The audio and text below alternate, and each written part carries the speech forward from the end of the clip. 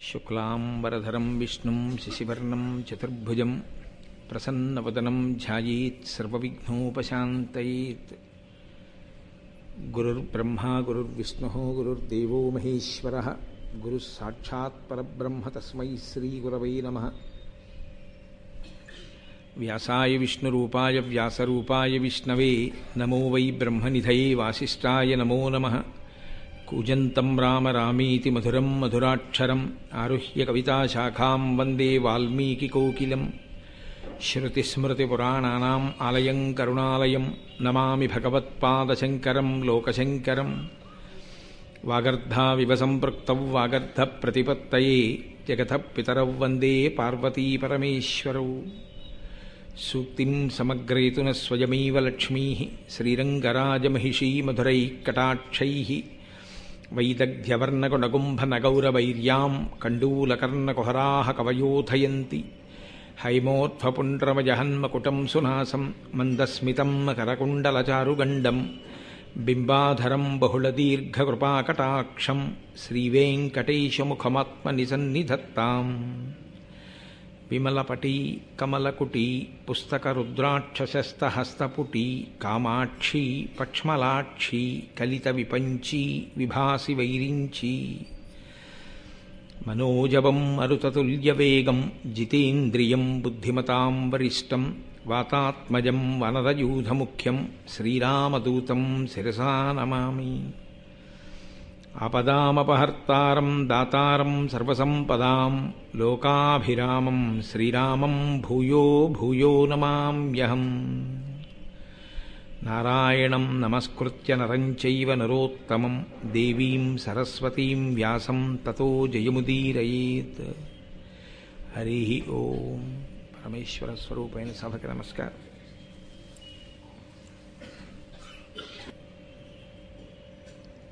ప్రతి సంవత్సరం చేస్తున్నటువంటి ప్రసంగాలకి ఈ సంవత్సరం ప్రారంభం చేస్తున్నటువంటి మహాభారతంలోని ఆదిపర్వం మీద ప్రసంగాలకి ఒక చిన్న తేడా ఉంది.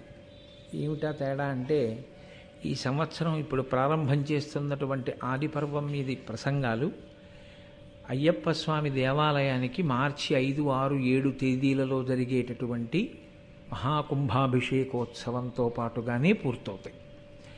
కాబట్టి మనకి ఆ కుంభాభిషేకానికి జరగవలసినటువంటి ముహూర్తాన్ని, అలాగే ఆ కార్యక్రమం ఎలా జరిగితే బాగుంటుందో దాని విధి విధానాలన్నింటినీ నిర్ణయించి తానే స్వయంగా ఆధ్యక్షం వహించి ఆ కార్యక్రమాలన్నింటినీ కూడా ఆయన పర్యవేక్షణలో చేయించడానికి అంగీకరించి మహానుభావుడు వేదాన్ని ఊపిరిగా భావించినటువంటి బ్రహ్మశ్రీ కృష్ణావధానులు గారు అంగీకరించి ఆ కార్యక్రమాన్నంతటినీ నడిపించబోతున్నారు.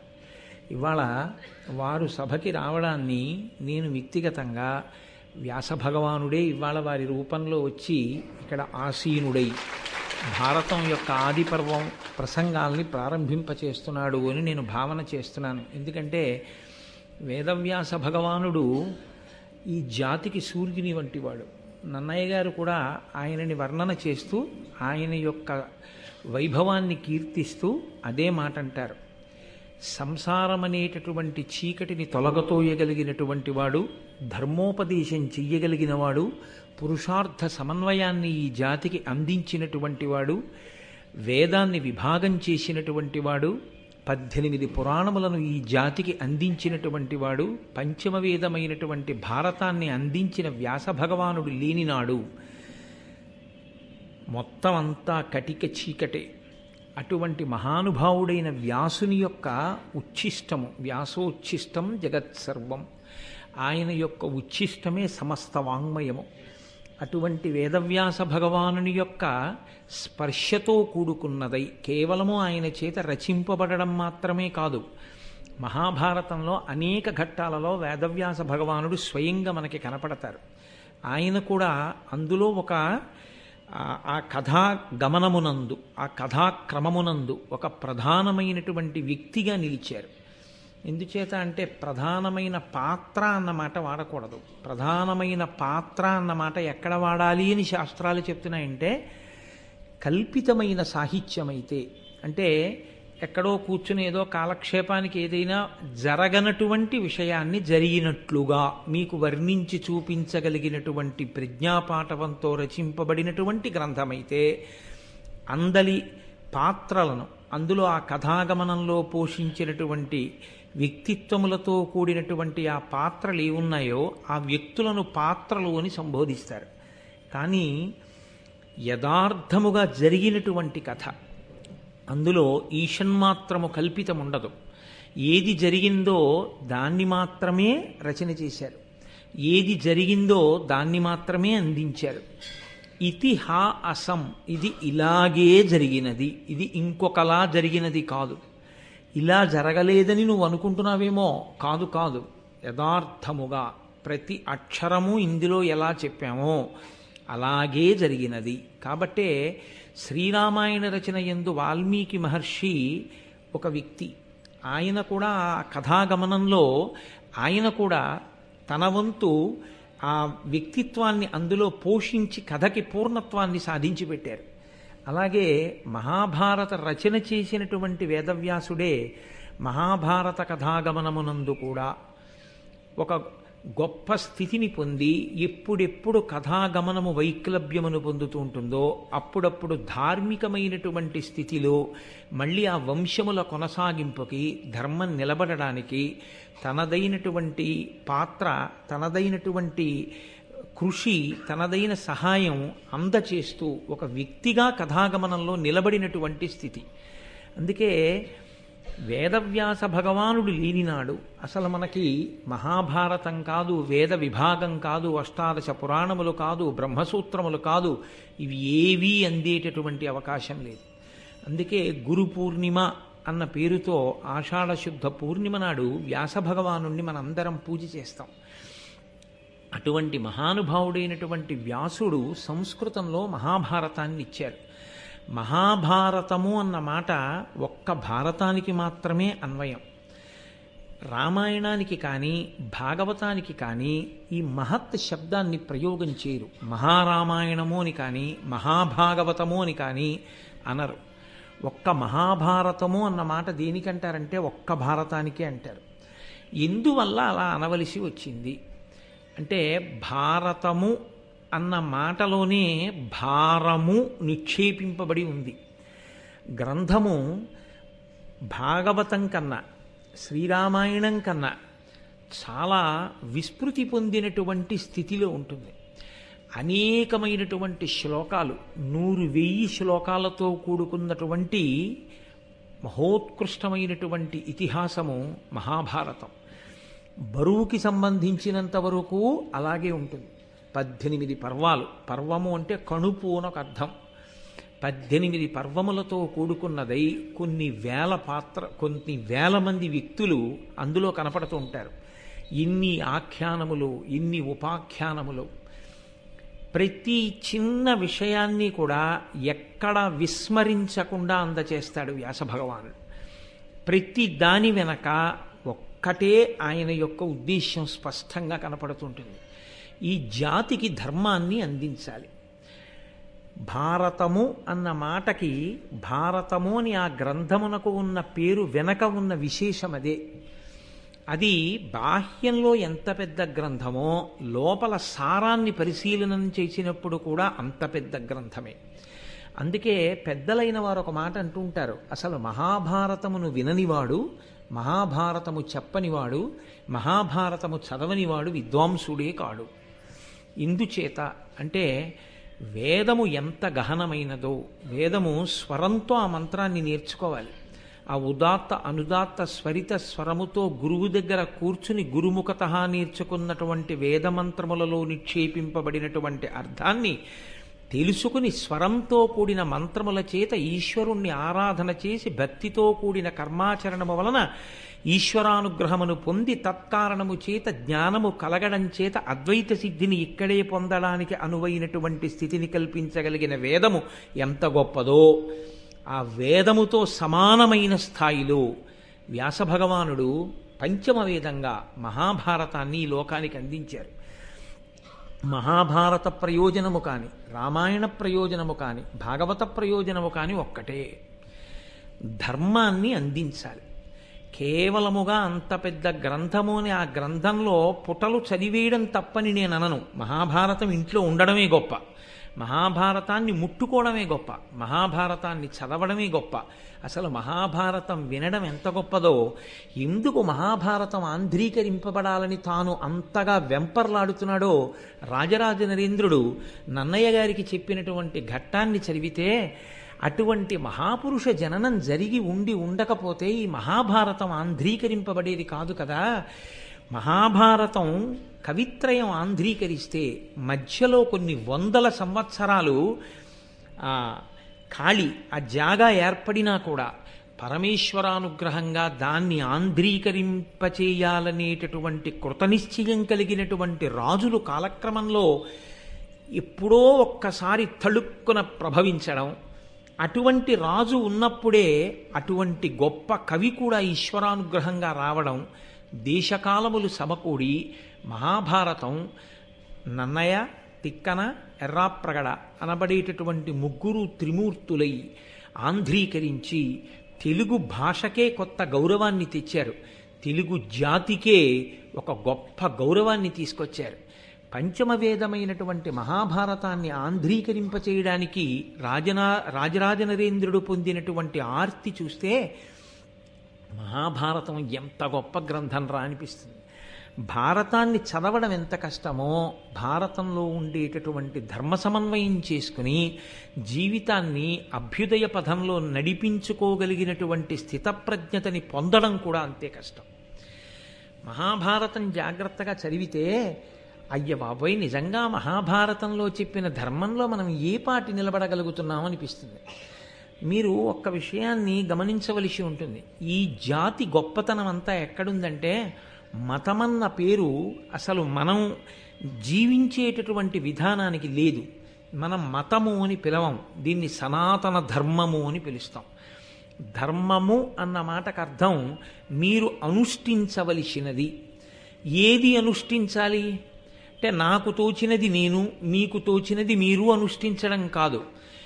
ఏది మీరు నేను కూడా కాలముతో దేశముతో సంబంధము లేకుండా ఎప్పుడూ అందరూ అనుష్ఠించి తరించవలసి ఉంటుందో, ఏది అనుష్ఠించడం చేత మారని సత్యమును మీరు ఎరుకలోకి తెచ్చుకోగలరో అలా మీరు ఆచరించవలసినటువంటి ఆచారకాండగా వేదంలో చెప్పుకొస్తూ జ్ఞానమును పొందడానికి కావలసిన సోపానములనన్నింటినీ ఇచ్చినటువంటి ఈశ్వరుని యొక్క ఊపిరియే వేదంగా నిలబడింది. అందుకే మిగిలిన మతాలకి ఏదో ఒక గ్రంథము ఆధారమై ఉండొచ్చు, ఆ గ్రంథకర్త దానిని చేసిన వారై ఉండొచ్చు. సనాతన ధర్మానికి వేదము ప్రమాణము.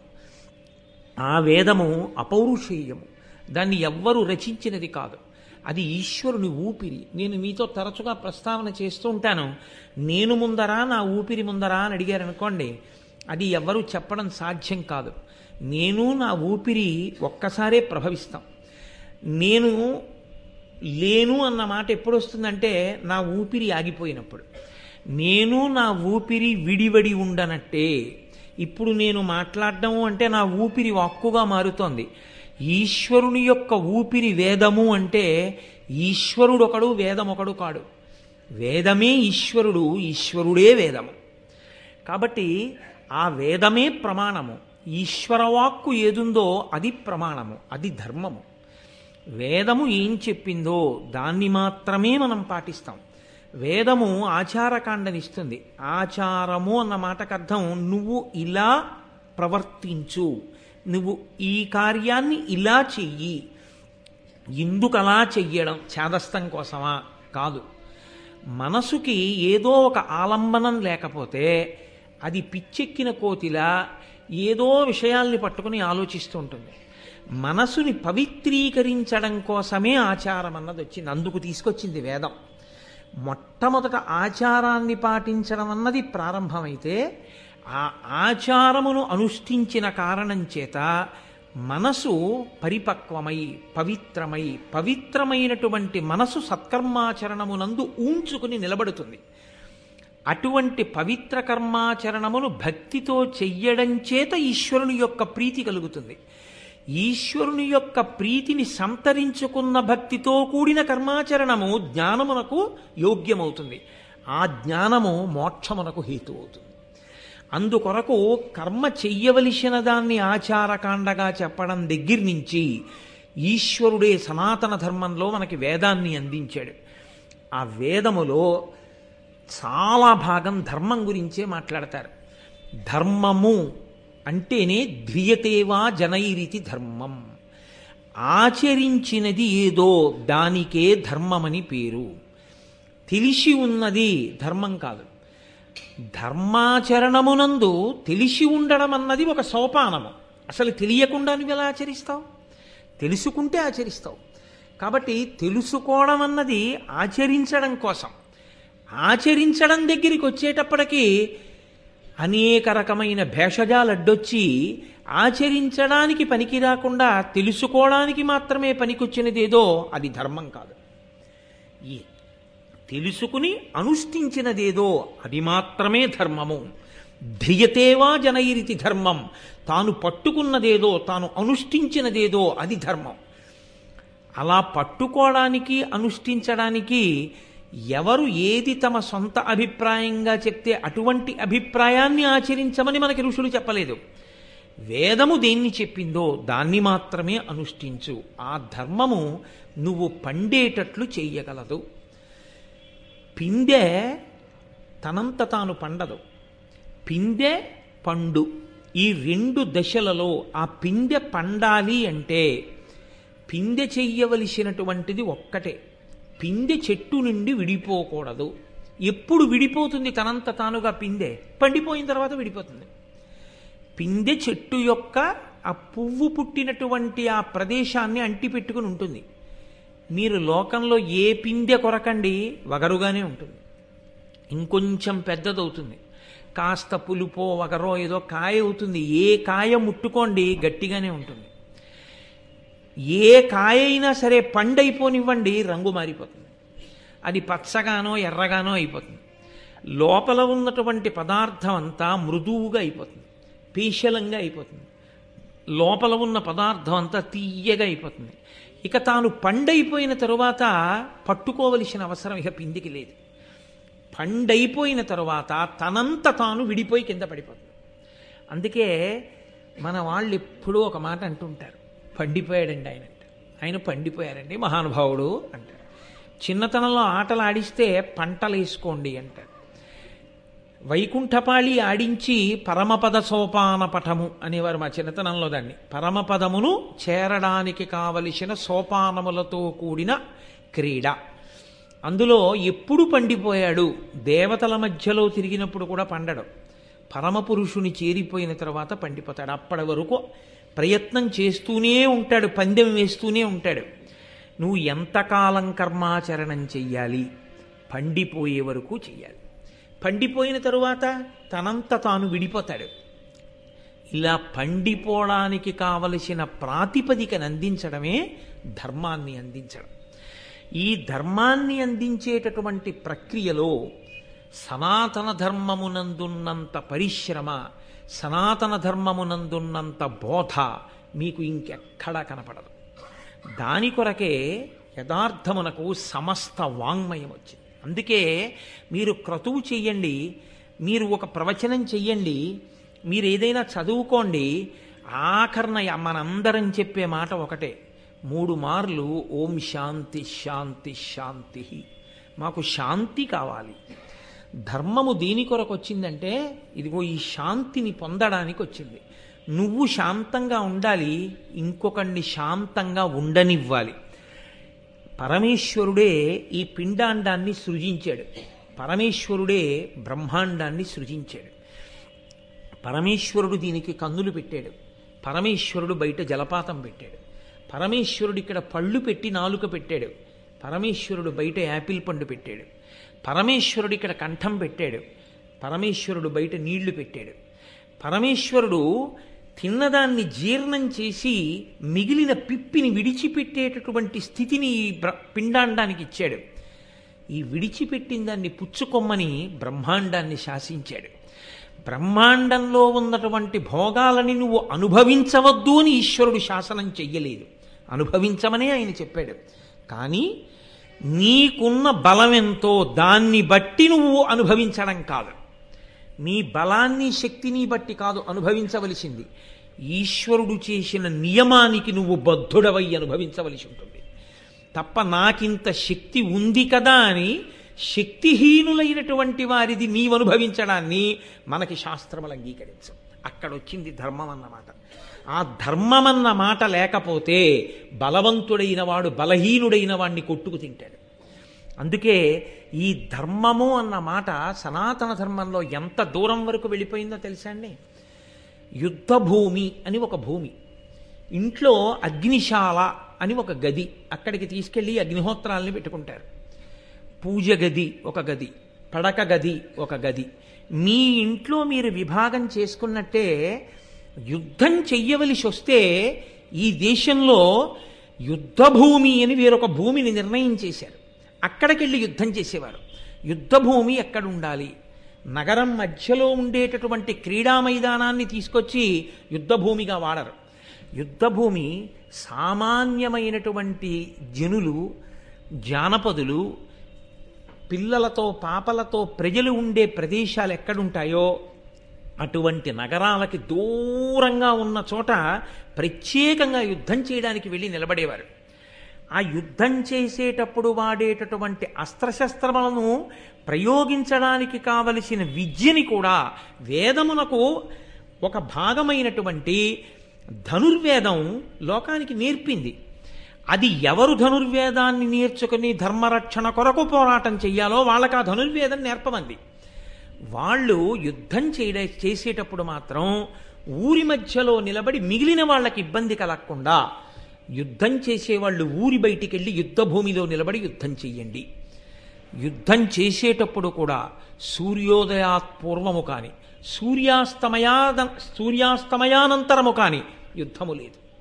మీరు మహాభారతాన్ని పరిశీలిస్తే వ్యాసభారతంలో ఒక అద్భుతమైన ఘట్టం. యుద్ధం పూర్తయి సూర్యాస్తమయమైంది, ఇంకా కాసేపు ఆగితే ప్రాయశ్చిత్తంతో సంధ్యావందనం చెయ్యాలి. భీష్మాచార్యుల వంటి మహాపురుషులు సూర్యాస్తమయమై రథం ఇలా కిందకి దిగగాని ఇంటికి వెళ్ళి స్నానం చేసి సంధ్యావందనం చెయ్యడానికి కూర్చుని అర్ఘ్యప్రదానం చేస్తే ప్రాయశ్చిత్తంతో చెయ్యవలసి వస్తుంది. కనుక స్నానం చెయ్యకపోయినా పంచభూత స్నానం మనకుంది, శాస్త్రం అంగీకరించింది.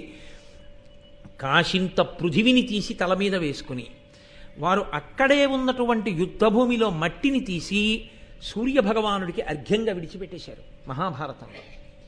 అంటే నీ విహిత కర్మాచరణం నువ్వు చెయ్యవలసి వస్తే ఆ సమయంలో నువ్వు స్నానం చేసి లేవన్న బెంగ కూడా నీకు లేకుండా శాస్త్రం చూసింది.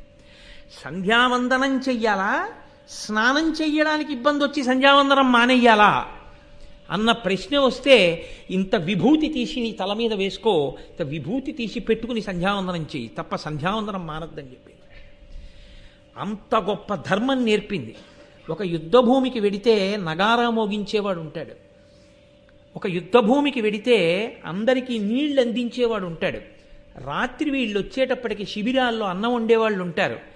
వాళ్ళ జోలికి వెళ్ళి వాళ్ళని చంపకూడదు, పారిపోయేవాడిని చంపకూడదు, ధనస్సు విరిగి ఇంకో ధనస్సు పట్టుకుంటున్న వాడిని చంపకూడదు, విన్నిచ్చిన వాడిని చంపకూడదు, చుట్టూ నిలబడి అందరూ కలిసి ఒక్కడిని చంపకూడదు, యుద్ధం చెయ్యకుండా పరాకుగా ఉండి యుద్ధానికి విముఖుడై ఉన్నవాడి మీద బాణం వేసి చంపకూడదు, యుద్ధానికి తాను సిద్ధపడి ఎదురొడ్డి నిలబడిన వాడిని మాత్రమే చంపాలి.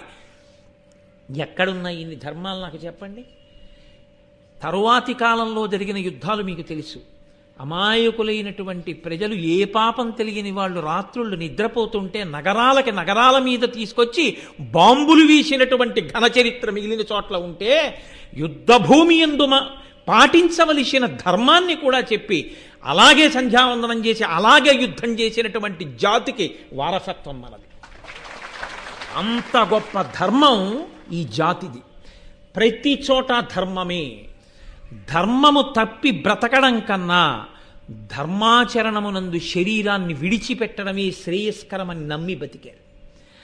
అంత గొప్పగా ధర్మ ప్రబోధం చేశారు. ఆ ధర్మమే పోయిన నాడు నీవు ఉన్నా ఒకటే లేకపోయినా ఒకటే. కాబట్టి ఆ ధర్మాన్ని 1కి 10 మార్లు లోకానికి బోధ చెయ్యాలి. ప్రతి వారికి ధర్మాన్ని అందించాలి.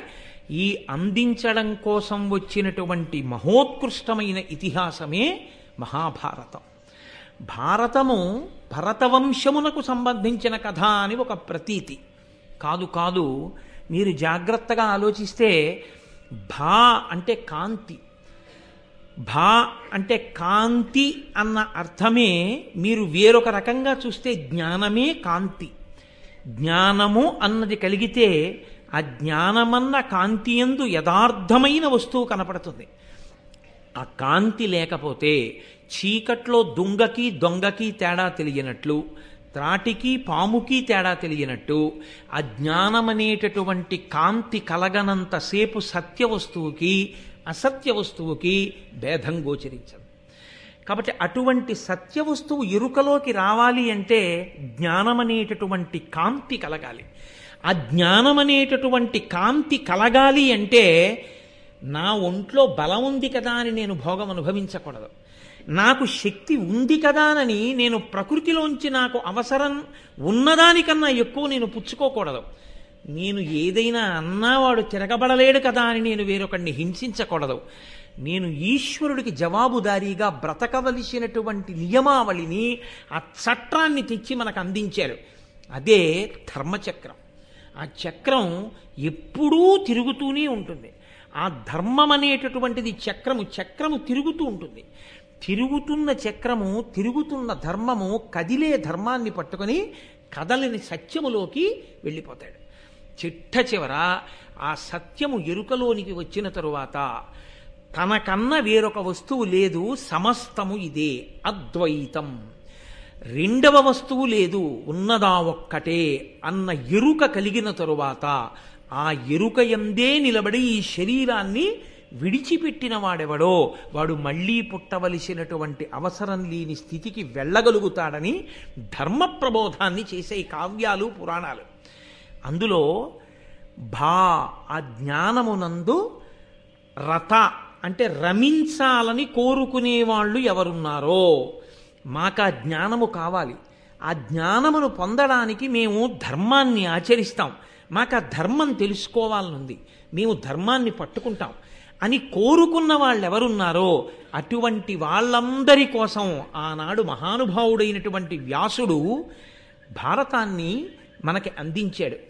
ఆ భారతమే తదనంతర కాలంలో వ్యాస భగవానుని యొక్క ప్రతిరూపంగా ఎందరో మహాపురుషులు ఆనాటి నుండి ఈనాటి వరకు మహాభారత ఇతిహాసాన్ని లోకానికి ప్రవచన రూపంలో అందచేస్తూనే ఉన్నారు. అందుకే మహాభారత ప్రవచనం ఎక్కడ దొరుకుతుందో అక్కడ ప్రీతి పొందేవాడు పరమేశ్వరుడు కాదుట. ఎవరు ప్రీతి పొందుతాడో తెలుసా అండి?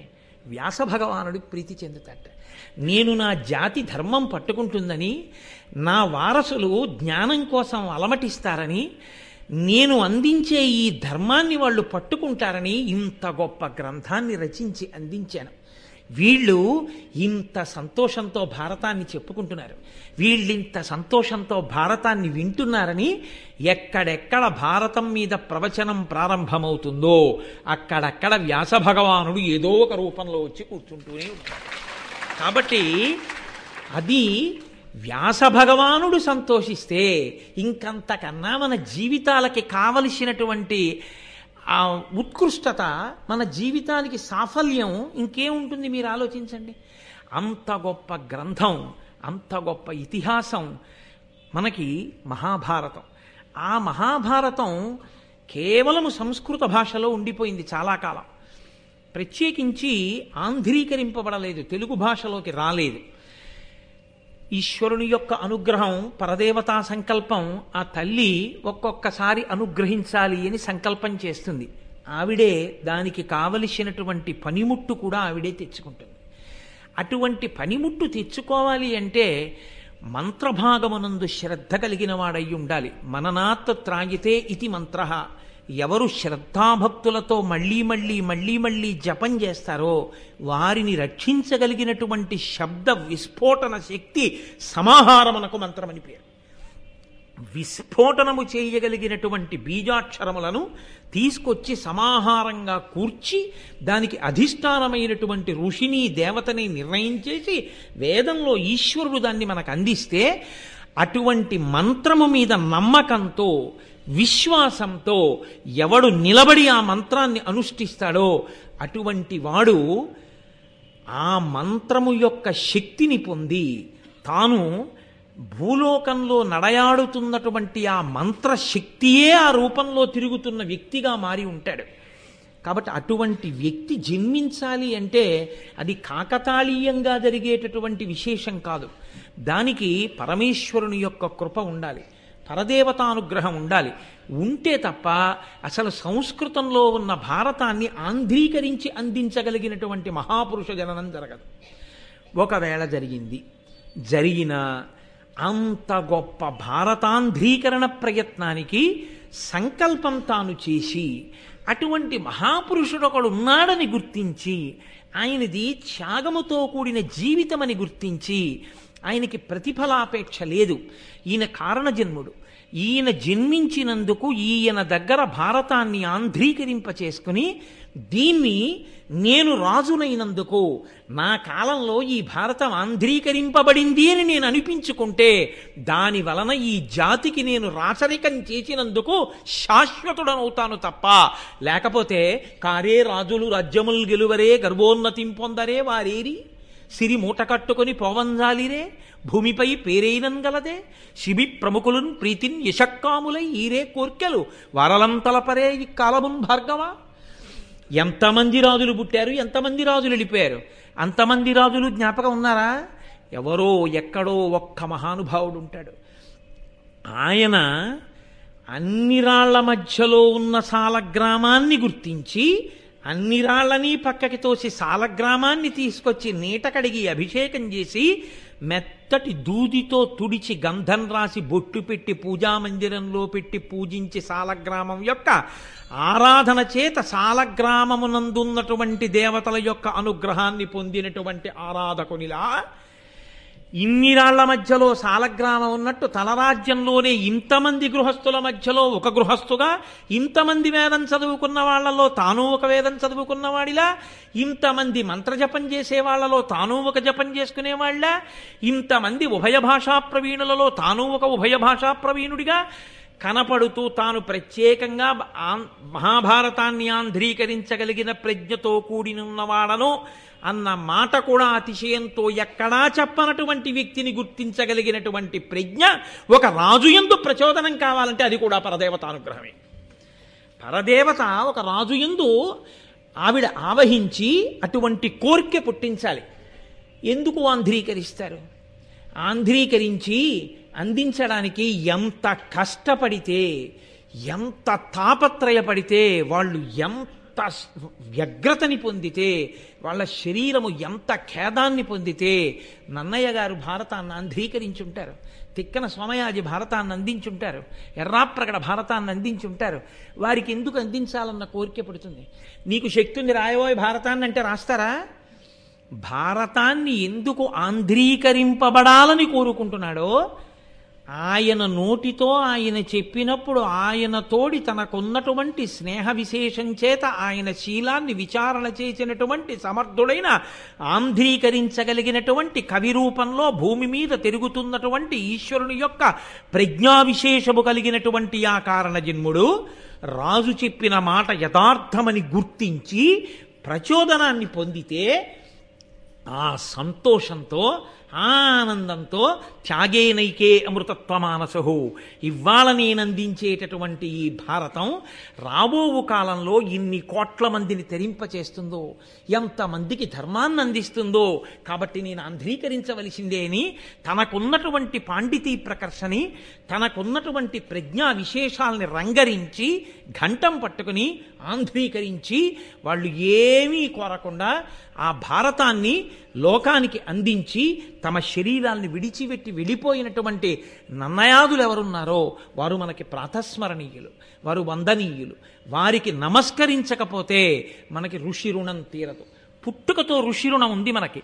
అంతటి మహాపురుషులైనటువంటి వారు కేవలంగా ఇవాళ నన్నయ్య గారు ఏదో ఆదిపర్వం సభాపర్వం కొంత భాగం చేసి శరీరాన్ని విడిచిపెట్టేస్తే వెంటనే తిక్కన గారు ఆయన శరీరాన్ని విడిచిపెట్టిన ఉత్తర క్షణంలో మిగిలింది నేను పూర్తి చేసేస్తానండి అని అందుకున్న వాళ్ళు లేరు. మళ్ళీ అటువంటి సమర్థుడు పుట్టాలి అంటే మళ్ళీ కొన్ని వందల సంవత్సరాల వ్యత్యాసం వచ్చేసింది. మళ్ళీ తిక్కన గారు పుట్టినప్పుడు మళ్ళీ తిక్కన గారిలోని ప్రజ్ఞని గుర్తించగలిగినటువంటి ఇంకొక రాజు రావాలి. అంటే మళ్ళీ పరదేవతానుగ్రహం మళ్ళీ కొన్ని వందల సంవత్సరాలకి. కాబట్టి నన్నయ్య గారి కాలంలో పుట్టిన వాళ్ళు మనంత అదృష్టవంతులు కారు. ఎందుకో తెలుసా? వాళ్ళు తెలుగు చేయబడిన భారతాన్ని పూర్తిగా చదువుకోలేదు. నన్నయ్య గారు తెలుగు చేసిన భాగాన్ని చదివారు. తిక్కన గారి కాలంలో వాళ్ళు మనంత అదృష్టవంతులు కారు. నన్నయ్య గారు తిక్కన గారు ఆంధ్రీకరించిన భారతాన్ని చదువుకున్నారు. ఎర్రాప్రగడ కాలంలో ఉన్నవాళ్ళు ఎర్రాప్రగడ ఆంధ్రీకరించినది అంతా చదివారని నమ్మకం లేదు. మనం చాలా అదృష్టవంతులం.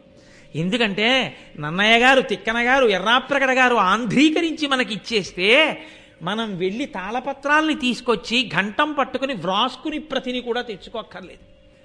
ఇలా వెళ్ళి అలా ద్రవ్యాన్ని ఇస్తే ఇలా మనకి గ్రంథం వస్తే ఆ గ్రంథాన్ని పట్టుకుని హాయిగా కాలు మీద కాలు వేసి కూర్చుని చదువుకోగలిగినటువంటి, అయ్యో లోకం ఇలా అయిపోయింది, వీడు కింద కూర్చుని ఓ చాపేసుకుని చొక్కా విప్పుకుని ఉత్తరీయం వేసుకుని పరమ పవిత్రమైన పంచమ వేదం రా ఇది అని చదవగలిగిన రోజులు పోయి చదివితే చాలని ఈశ్వరుడు ఆ స్థితిలో అనుగ్రహిస్తున్నాడు. అయినా అనుభవించని వాడు తన ఇంటి కింద పాతు ఉంటే నిధి ఉంటే తవ్వుకుని అనుభవించకుండా పక్క ఇళ్లకెళ్ళి భిక్షాపాత్ర పట్టుకుని అక్కడ ఏదో ఐశ్వర్యం ఉందనుకుని భిక్షాటన చేసిన దరిద్రం అనుభవించిన వాడు ఇటువంటి వాడో, తన ఇంట ఉన్న భారతాన్ని చదువుకుని తరించలేని వాడు అటువంటి వాడు. కాబట్టి మనం భాగ్యవంతులం. అటువంటి మహాభారతం, అటువంటి పంచమవేదం, దాన్ని ఆంధ్రీకరించారు మహానుభావుడు నన్నయ్య గారు. ఆ నన్నయ్య గారు ఆంధ్రీకరించే సందర్భాన్ని పురస్కరించుకుని పెద్దలు ఒక మాట అంటారు. నన్నయ్య గారికి ఆదికవి అని ఒక బిరుదు. ఆయనకున్నటువంటి 2 బిరుదునామాలలో అది ఒక బిరుదు. అయితే నిజానికి బిరుదునామం కాదు గొప్పది, నన్నయ్య గారు మన జాతికి అందించినటువంటి ఈ గొప్ప ఫలం ఉన్నదే అదే మనకి గొప్పది. అయితే ఆదికవి అని పేరు ఉపయోగిస్తే మొట్టమొదటి కవి నన్నయ్య గారైతే నన్నయ్య గారికి ముందు కవి లేరా మొదలైన వారికి మార్గదర్శకుడై మహాభారతాన్ని ఇలా ఆంధ్రీకరించవచ్చు అన్న మార్గాన్ని తెలియచేస్తూ తరువాతి కాలంలో ఆంధ్రదేశంలో వచ్చినటువంటి అనేక రకములైనటువంటి రచనా ప్రక్రియలకు కావలసినటువంటి విధి విధానములకు కావలసిన సౌకర్యాన్ని మహాభారతంలో తాను ఆంధ్రీకరించినటువంటి భాగంలో చూపిస్తూ మీకు నేను అక్కడక్కడ దానికి సంబంధించిన విశేషాల్ని చూపిస్తాను. ఇప్పుడు నేను కేవలం నన్నయ్య గారి కవిత్వంలో ఆదికవి శబ్దం ఎలా అన్వయం అవుతోంది అని ఉదాహరణలు చూపించడం కన్నా ఆదిపర్వ ప్రసంగంలోనే నేను మీకు అక్కడక్కడ అటువంటి ఉదాహరణలు చూపించే ప్రయత్నం చేస్తాను. ఆయన ఈ భారతాన్ని ఆంధ్రీకరించారు. ఈ ఆంధ్రీకరించే ప్రయత్నాన్ని ప్రారంభించడంలో వచ్చినటువంటి మొదటి పర్వమే ఆది పర్వము. ఆది అన్న శబ్దమునకే మొదలు అని పేరు. సంస్కృత భారతమునందు కూడా వ్యాస భగవానుడు రచించినటువంటి భారతంలో మొదటి పర్వం ఆది పర్వమే. ఆ పర్వాల పేర్లు అలాగే ఉన్నాయి, అలాగే ఉంచి అలాగే ఆంధ్రీకరించి తీసుకొచ్చారు. అందులో ఆదిపర్వ ప్రారంభంలో అంటే మహాభారతము ఆంధ్రీకరించడము ప్రారంభం చేస్తున్న సమయంలో నన్నయ్య గారి యొక్క నోటి నుంచి వచ్చిన మొట్టమొదటి పద్యం. ఆ పద్యాన్ని ఆయన తెలుగులో రచించలేదు, దాన్ని ఆయన సంస్కృత భాషలోనే రచన చేశారు. కారణం ఒక్కటే, మనకి దేవతారాధన అని ఒక మాట ఉంది. దేవతారాధనము అంటే భగవంతుణ్ణి ఆరాధించుట. ఏమి మనమే జాతీయ భాష అని ఒక భాషను పెట్టుకుంటున్నామే, రాష్ట్ర భాష అని రాష్ట్రాలు ఒక భాషను పెట్టుకుంటున్నాయే, ఎవరి భాష మీద వాళ్ళకి అంతంత మక్కువ ఉంటుందే. ఈశ్వరుడు కూడా ఒక నిర్ణయం చేశాడు. ఆరాధన యందు నామములు చెప్పుకోవడంలోనూ భగవంతుణ్ణి స్మరించడంలోనూ భజన చేయడంలోనూ మీరు ఇందులో చేస్తున్నారన్న దానితో సంబంధం ఉండదు. కానీ వైదికమైనటువంటి ఆరాధనా విధాన ప్రక్రియ యందు సంస్కృత భాషను మాత్రమే ఉపయోగిస్తారు. అందుకే శ్వేతవరాహ కల్పే అంటాం తప్ప తెల్ల పంది కల్పే అని దాన్ని మళ్ళీ అనువాదం చేసి పూజలో ఎక్కడా ఉపయోగించరు, సంస్కృత భాషలోనే ఉంటుంది. భారతాన్ని ఆంధ్రీకరించడం అనేటటువంటి మహోజ్వలమైన ప్రక్రియని ప్రారంభం చేస్తూ నన్నయ్య గారు దేవతామూర్తుల యొక్క ఆరాధన ఆ త్రిమూర్తుల యొక్క అనుగ్రహం నాకు కలగాలి అని సంస్కృతంలోనే ప్రారంభించారు. సంస్కృతంలో ప్రారంభించడం తెలుగు భాషకేదో తక్కువతనం చేసినట్టుగా భావించకూడదు. సంస్కృతం తల్లి వంటిది. తాను ఎంత గొప్పవాడైనా కావచ్చు, కానీ తనని కన్న తల్లి తాను చదువుకున్నంత చదువుకున్నది కాకపోవచ్చు. తనని కన్న తల్లి తానిప్పుడు ఎంత ఐశ్వర్యవంతుడో ఆమె అంత ఐశ్వర్యవంతురాలు కాకపోవచ్చు. తానిప్పుడు ఎంత అందంగా ఉన్నాడో తన తల్లి అంత అందంగా, అంత పటుత్వంతో, శరీర సౌష్ఠవంతో లేకపోవచ్చు. అయినా అమ్మ అమ్మే. అమ్మ కనపడితే నమస్కరించడమే అసలు అవతల వారి వ్యక్తిత్వానికి నిదర్శనం. కాబట్టి ఆ సంస్కృత భాషలో మొట్టమొదటి పద్యాన్ని చేసి ఆ త్రిమూర్తుల్ని గౌరవించి ఆ త్రిమూర్తుల యొక్క శక్తి స్వరూపాల్ని కూడా స్తోత్రం చేయడం నన్నయ్య గారి యొక్క పరిణతికి నిదర్శనం. కాబట్టి ఆయన మొట్టమొదటి పద్యాన్ని ప్రారంభం చేస్తూ శ్రీవాణీ గిరిజాశ్చిరాయ దదతో వక్షో ముఖాంగేషు ఏ లోకానాం స్థితిమావహంత విహతాం స్త్రీపుంసయోగోద్భవాం తే వేదత్రయమూర్తయస్త్రిపురుషా సంపూజితావస్సురైః భూయాసు పురుషోత్తమాంబుజభవ శ్రీకంధరా శ్రేయసే అంటూ మొదలుపెట్టారు. అందులో శ్రీ, వాణి, గిరిజ. శ్రీ అంటే లక్ష్మి.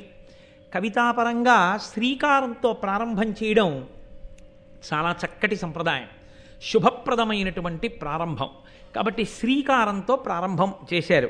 శ్రీ లక్ష్మీదేవి, వాణి సరస్వతి, గిరిజ పార్వతీదేవి. ఈ ముగ్గురు అమ్మలుగా మూడు శక్తులకు ప్రతీకలు. వాణి సరస్వతి, ఆమె కవనశక్తికి ప్రతీక. ఒకరిలో ఉన్నటువంటి ప్రజ్ఞ ఆయన యందే ఉండిపోతే స్వార్థంతో అంతకన్నా ఘోరం ఇంకొకటి ఉండదు లోకంలో. అందుకే నీరు నిలబడితే వాసన వస్తుంది. ప్రజ్ఞ తనలోనే ఉండిపోయి తన యందే ప్రకాశించి తనతో అంతరించిపోతే అంతకన్నా ఘోరమైన నేరం ఇంకొకటి లేదు. సరస్వతి నది ప్రవహిస్తుంది. ప్రవహించడానికి ఏ పారితోషికాన్ని, ఏ ప్రతిఫలాన్ని కోరకూడదు.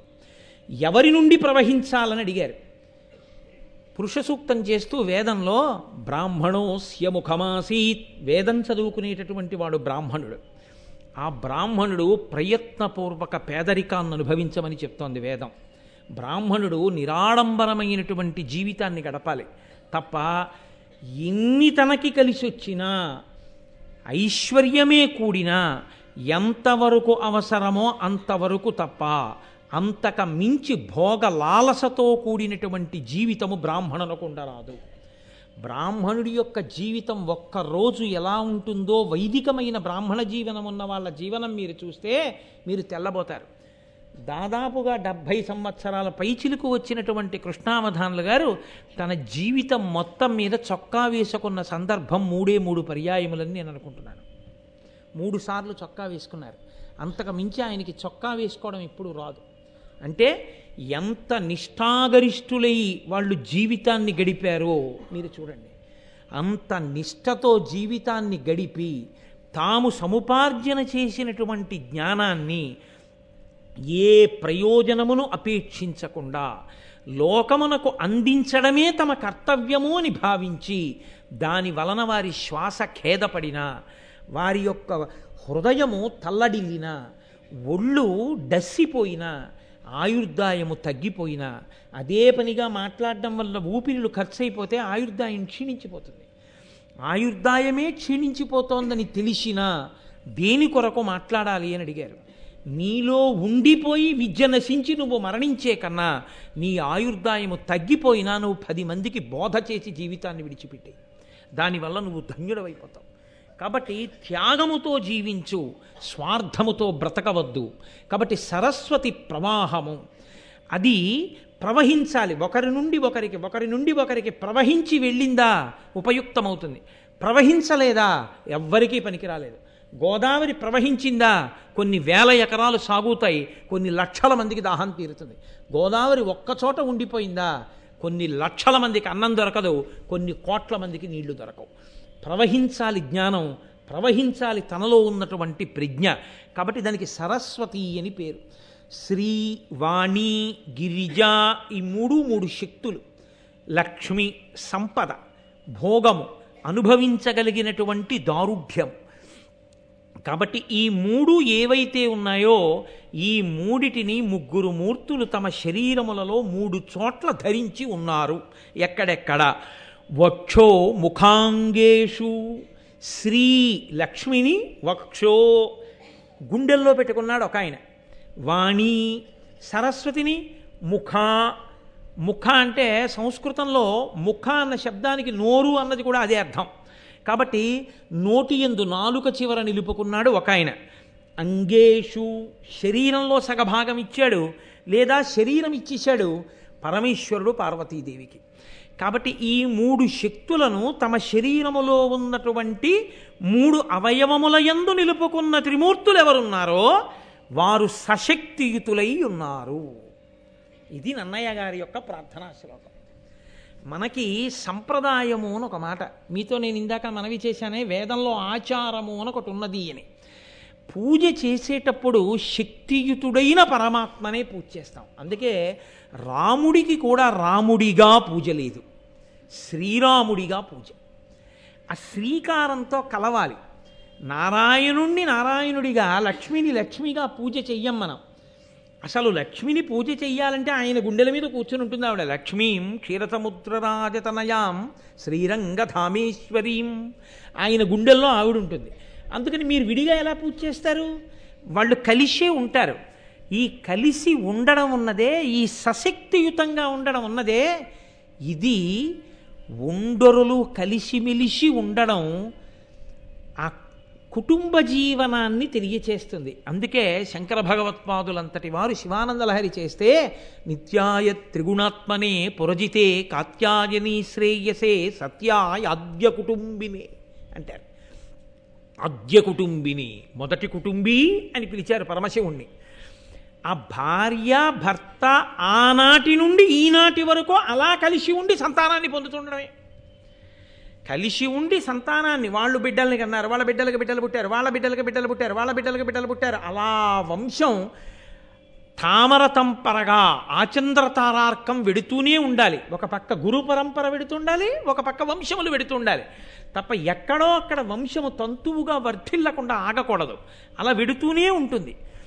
అలా వెడుతూ ఉండడం అనేటటువంటి ఈ సత్సంప్రదాయానికి నాంది పలికినటువంటి మా ఆరాధ్య దైవములైన ముగ్గురు మూర్తులున్నారే, వారు సశక్తియుతులు.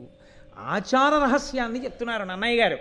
సనాతన ధర్మమునందు పక్కన శక్తి స్వరూపం లేని పురుషస్వరూపాన్ని కానీ, కేవలము పురుషస్వరూపం కాకుండా స్త్రీ స్వరూపంగా ఉండి పురుషస్వరూప స్పర్శలేని స్వరూపాన్ని కానీ మనం పూజ చెయ్యం. ఎప్పుడూ కూడా అమ్మవారితో కూడిన అయ్యని, అయ్యతో కూడిన అమ్మని, వాళ్ళిద్దరినే మనం పూజ చేస్తాం. అందుకే శంకర భగవత్పాదులు శ్రీశైల పర్వతం మీద అసుర సంధ్య వేళలో నడిచి వెళ్ళిపోతున్నప్పుడు ఆయనకి కనపడిన ఒక నల్లమద్ది చెట్టు కల్లుకున్న తెల్లని మల్లెపూలు పూసినటువంటి ఒక తీగని చూసి కూడా ఆయన పార్వతీదేవి చేత ఆలింగనము చేసుకోబడిన పరమేశ్వరుని యొక్క లింగ స్వరూపాన్ని దర్శనం చేసి కీర్తించారు.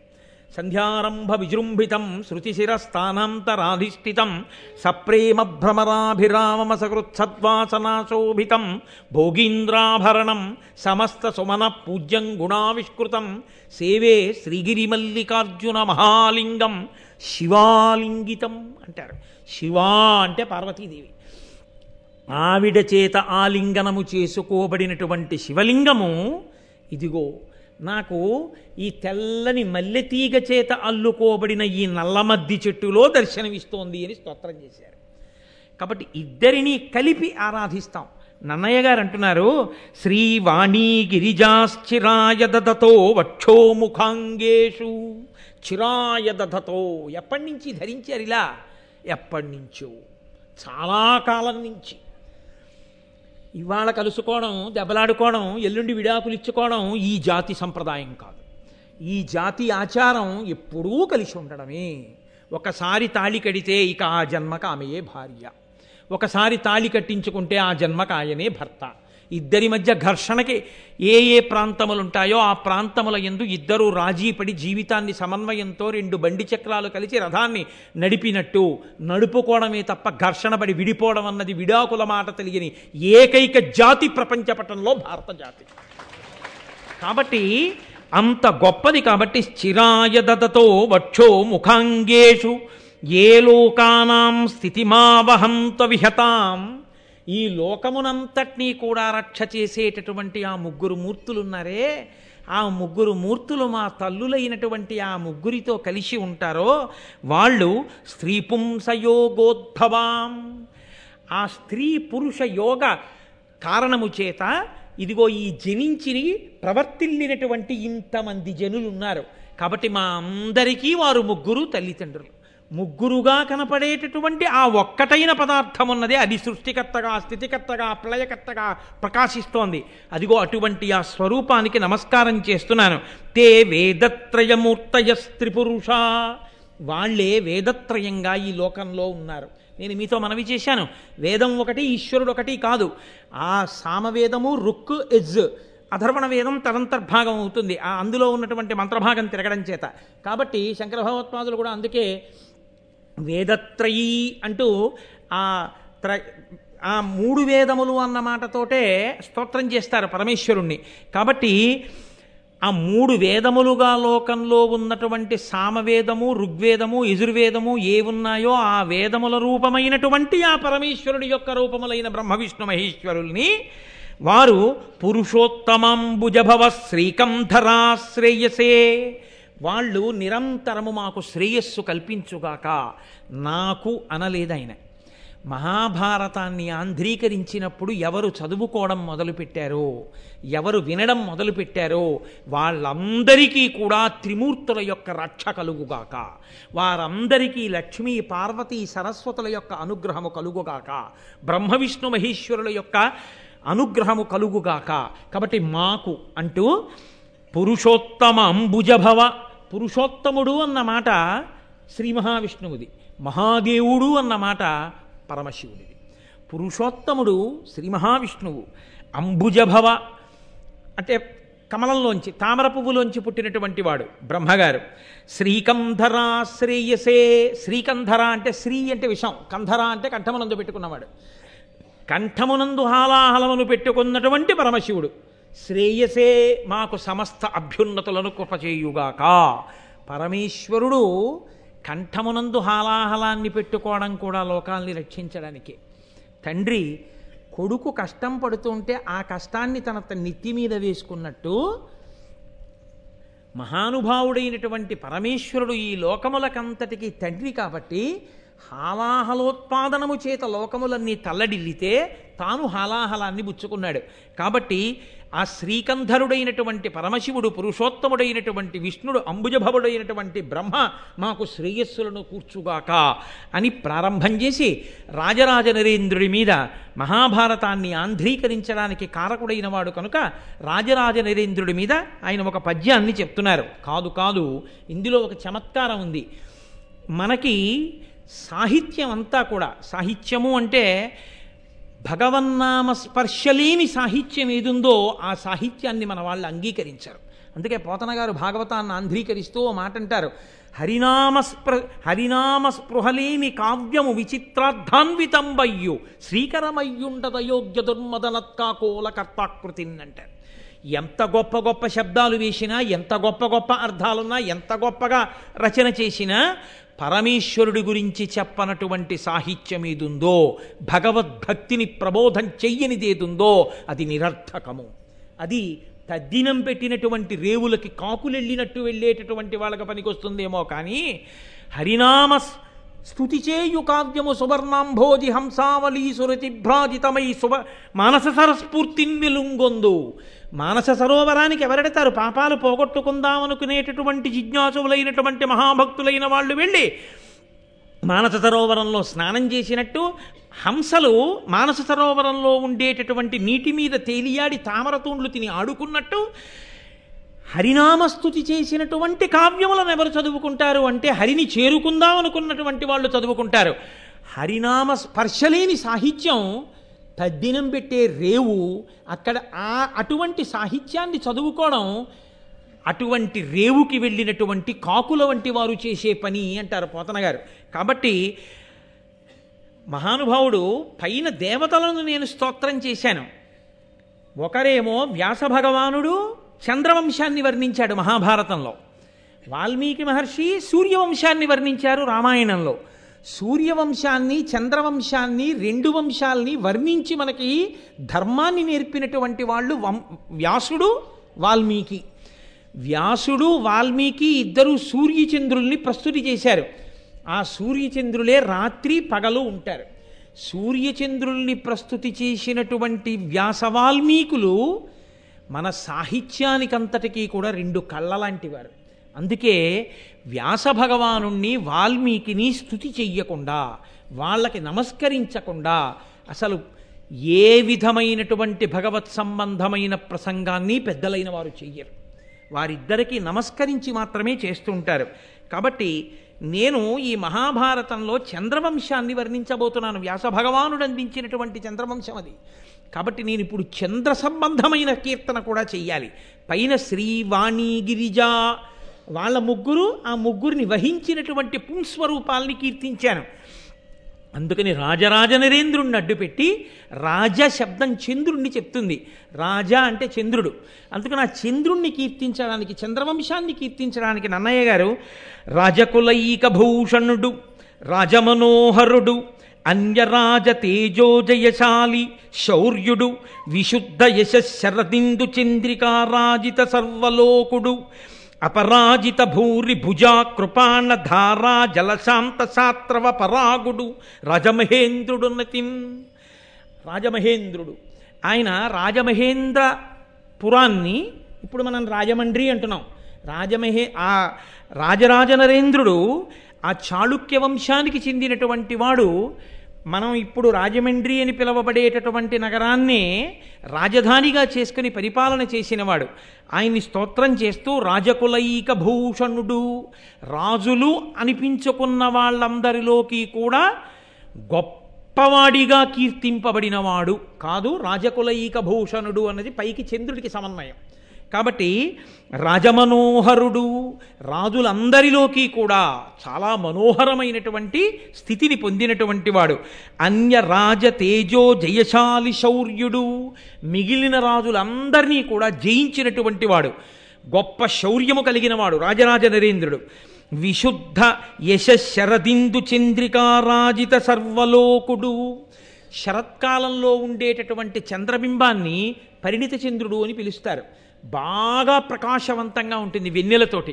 అటువంటి చంద్రుడు ఎలా ఉంటాడో రాజులందరిలో రాజరాజ నరేంద్రుడు అంత గొప్పవాడు. అపరాజిత భూరి భుజాకృపాణ ధారాజల శాంత శాస్త్రవ పరాగుడు, ఆ రాజరాజ నరేంద్రుడు పట్టుకున్నటువంటి ఆయన యొక్క ఖడ్గధారల చేత కారినటువంటి రక్తధారల చేత శత్రువుల యొక్క ఉద్రేకమనబడేటటువంటి ధూళి అణిగిపోయినటువంటి వాడు. ధూళి ఎగురుతోందనుకోండి, భూమి మీద పెద్ద వర్షం పడిందనుకోండి, ఆ నీటి ధార చేత కొట్టబడి ధూళంతా అణిగిపోతుంది. అలా శత్రువులైన రాజులు పైకి లేస్తుంటే రాజరాజ నరేంద్రుడి చేత కత్తి పట్టుకుని యుద్ధభూమికి వెళ్ళి ఆ కుత్తుకలు తెగటార్చి ఆ నేల రాలిపోయేటట్టుగా శత్రువులందరినీ దునుమాడితే ఆ కత్తి నుంచి కారినటువంటి ఆ ధారల చేత శత్రువులనేటటువంటి ధూళి అణిగిపోయేటట్టుగా చేయగలిగినటువంటి పరాక్రమశాలి అయిన రాజరాజ నరేంద్రుడు రాజమహేంద్రుడున్నతిన్. అటువంటి వాడు రాజరాజు. ఆ రాజరాజ నరేంద్రుడిని కీర్తించి విమలాదిత్యతనూజుడు విమల విచారుడు కుమార విద్యాధరుడు ఉత్తమ చాళుక్యుడు వివిధాగమ విహిత శ్రముండు ఉరుకాంతిన్. ఆయన చూడగానే చంద్రుణ్ణి చూస్తే ఎంత సంతోషం కలుగుతుందో తన శరీరకాంతి చేత రాజరాజ నరేంద్రుణ్ణి చూసిన వాళ్ళకి కూడా అంత సంతోషం కలిగేది. ఆయన విమలాదిత్యుడికి కుందవాంబ అనబడేటటువంటి స్త్రీకి కలిగినటువంటి వాడు, జన్మించినటువంటి వాడు, చాలా పరిశుద్ధమైనటువంటి ఆచారము కలిగిన వాడు. నేను మీతో మనవి చేశాను, పరదేవతానుగ్రహము కలిగిన వాడొకడు జన్మిస్తే తప్ప అటువంటి శక్తి ఉన్నవాణ్ణి గుర్తించి ఆంధ్రీకరింప చెయ్యడం కూడా సాధ్యం కాదు, అంత తేలికైన విషయమేం కాదు అని. కాబట్టి కుమార విద్యాధరుడు, ఉత్తమ చాళుక్యుడు, సుబ్రహ్మణ్యేశ్వర స్వామి వారు దేవసేనకంతటికి అధిపతి అయి రాక్షసుల్ని ఎలా దునుమాడతాడో అలా అటువంటి పరాక్రమము కలిగి శస్త్రాస్త్ర విద్యా నైపుణ్యము కలిగినటువంటి వాడైన వాడు, లేదా సుబ్రహ్మణ్యేశ్వర స్వామి వారి ఆరాధనా విధానమునందుండేటటువంటి తంత్రముల యందు నిష్ణాతుడైనటువంటి వాడు. వాళ్ళు గొప్ప శివభక్తులు ఆ చాళుక్యులందరూ. కాబట్టి వివిధాగమ విహితశ్రముండు, అనేకమైనటువంటి ఆగములు తెలిసున్నటువంటి వాడు. అటువంటి రాజరాజ నరేంద్రుడు ఒకానొక నాడు సభలో గొప్ప పండితుల్ని కవుల్ని అందరినీ కూర్చోపెట్టుకుని వాళ్ళతో మాట్లాడుతుండగా సంస్కృతంలో ఉన్నటువంటి భారతం గురించి ప్రస్తావన వచ్చింది. ఆయనకి భారతం వినడం అంటే చాలా ఇష్టం. అందుకని తరచూ భారతంలో ఉన్నటువంటి విశేషాలన్నీ వింటూ ఉండేవాడు. అదే కాదు, మిగిలినటువంటి రామాయణాది కావ్యములను కూడా వింటూ ఉండేవాడు. ఆయన ఆ నన్నయ్య గారిని పిలిచి నన్నయ్య గారితో ఒక మాట అన్నాడు. ఎంత బహుశా నన్నయ్య గారి గురించి మనకి తెలియడానికి భారతంలో నన్నయ్య గారు ఇచ్చినటువంటి ఏకైక పద్యం అదొక్కటే. అది వినా నన్నయ్య గారి గురించి తెలుసుకోవడానికి సాధికారికమైనటువంటి సాక్ష్యములతో కూడినటువంటి ఇతర పద్యములు మీకు కనపడవు ఇందులో. తన కుల బ్రాహ్మణు అనురక్తు అవిరళ జప హోమ తత్పరు విపుల శబ్ద శాసను సంహితాభ్యాసు బ్రహ్మాండాది నానా పురాణ విజ్ఞాన నిరతున్ పాత్రం ఆపస్తంభసూత్రు ముద్గల గోత్ర జాతు సద్వినుతావదాత చరితు లోకజ్ఞు ఉభయ భాషా కావ్య రచనాభిశోభితు సత్ప్రతిభాభియోగ్యు నిత్య సత్యవచను మత్యమరాధిపాచార్యు సుజను నన్నపార్యుజూచి పరమధర్మ విధుడు వర చాళుక్యాన్వయాభరణుడిట్టులనియ కరుణతోడా.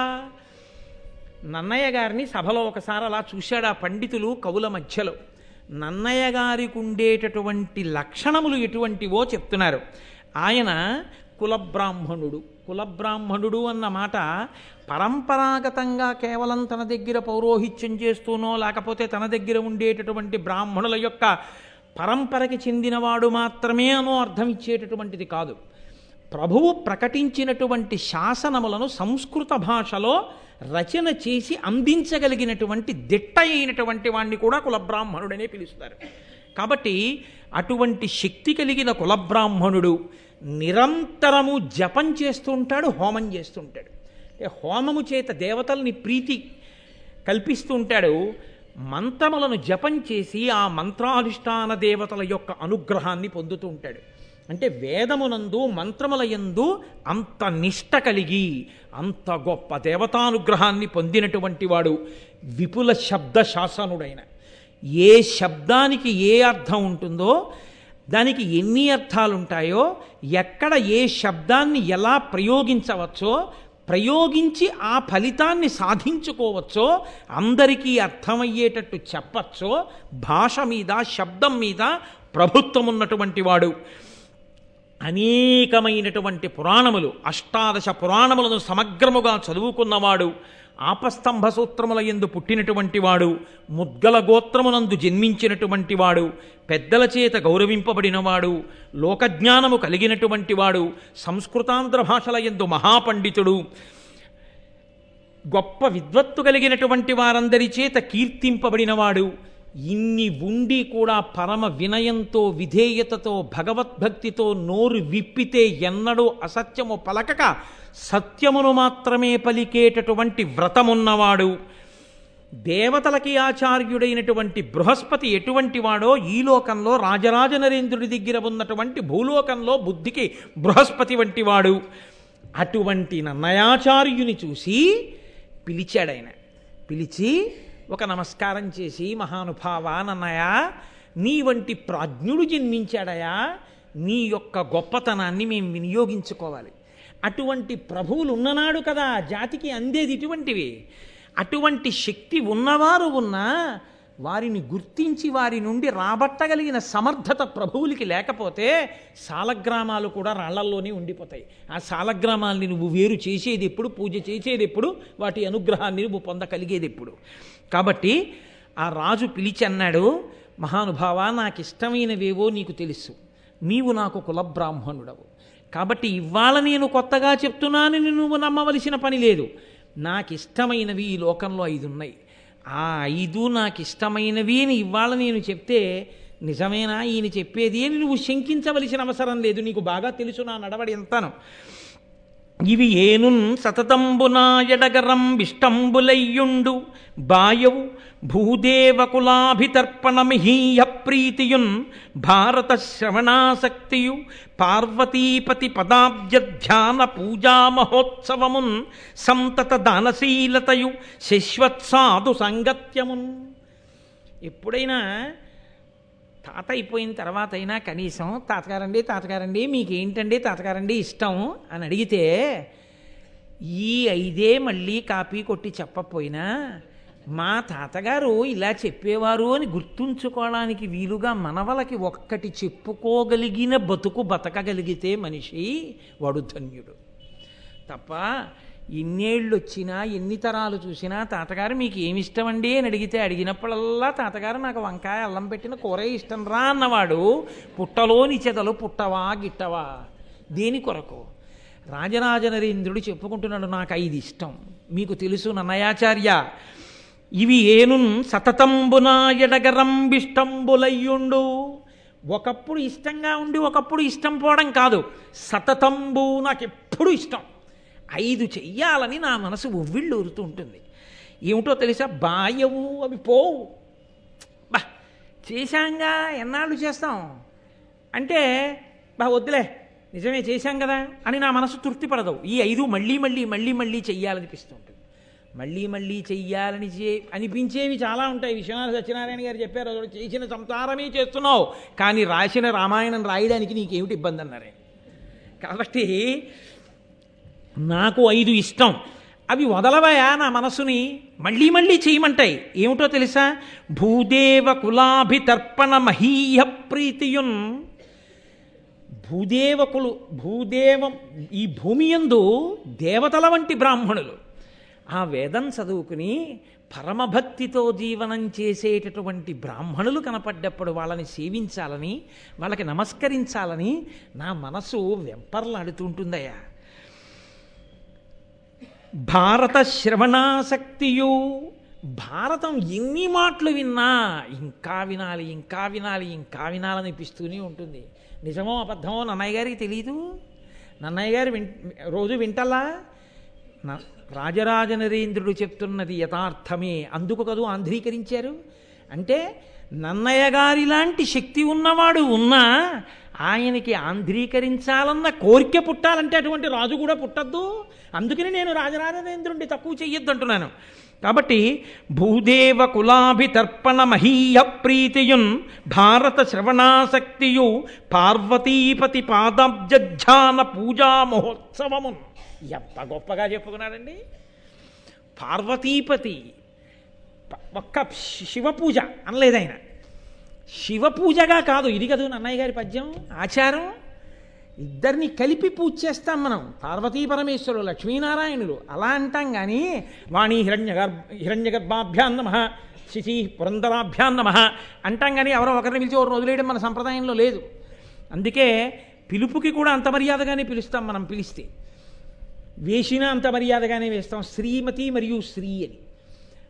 మన జాతి సంస్కారం అటువంటిది, దానికి ఉన్న వైభవం అటువంటిది.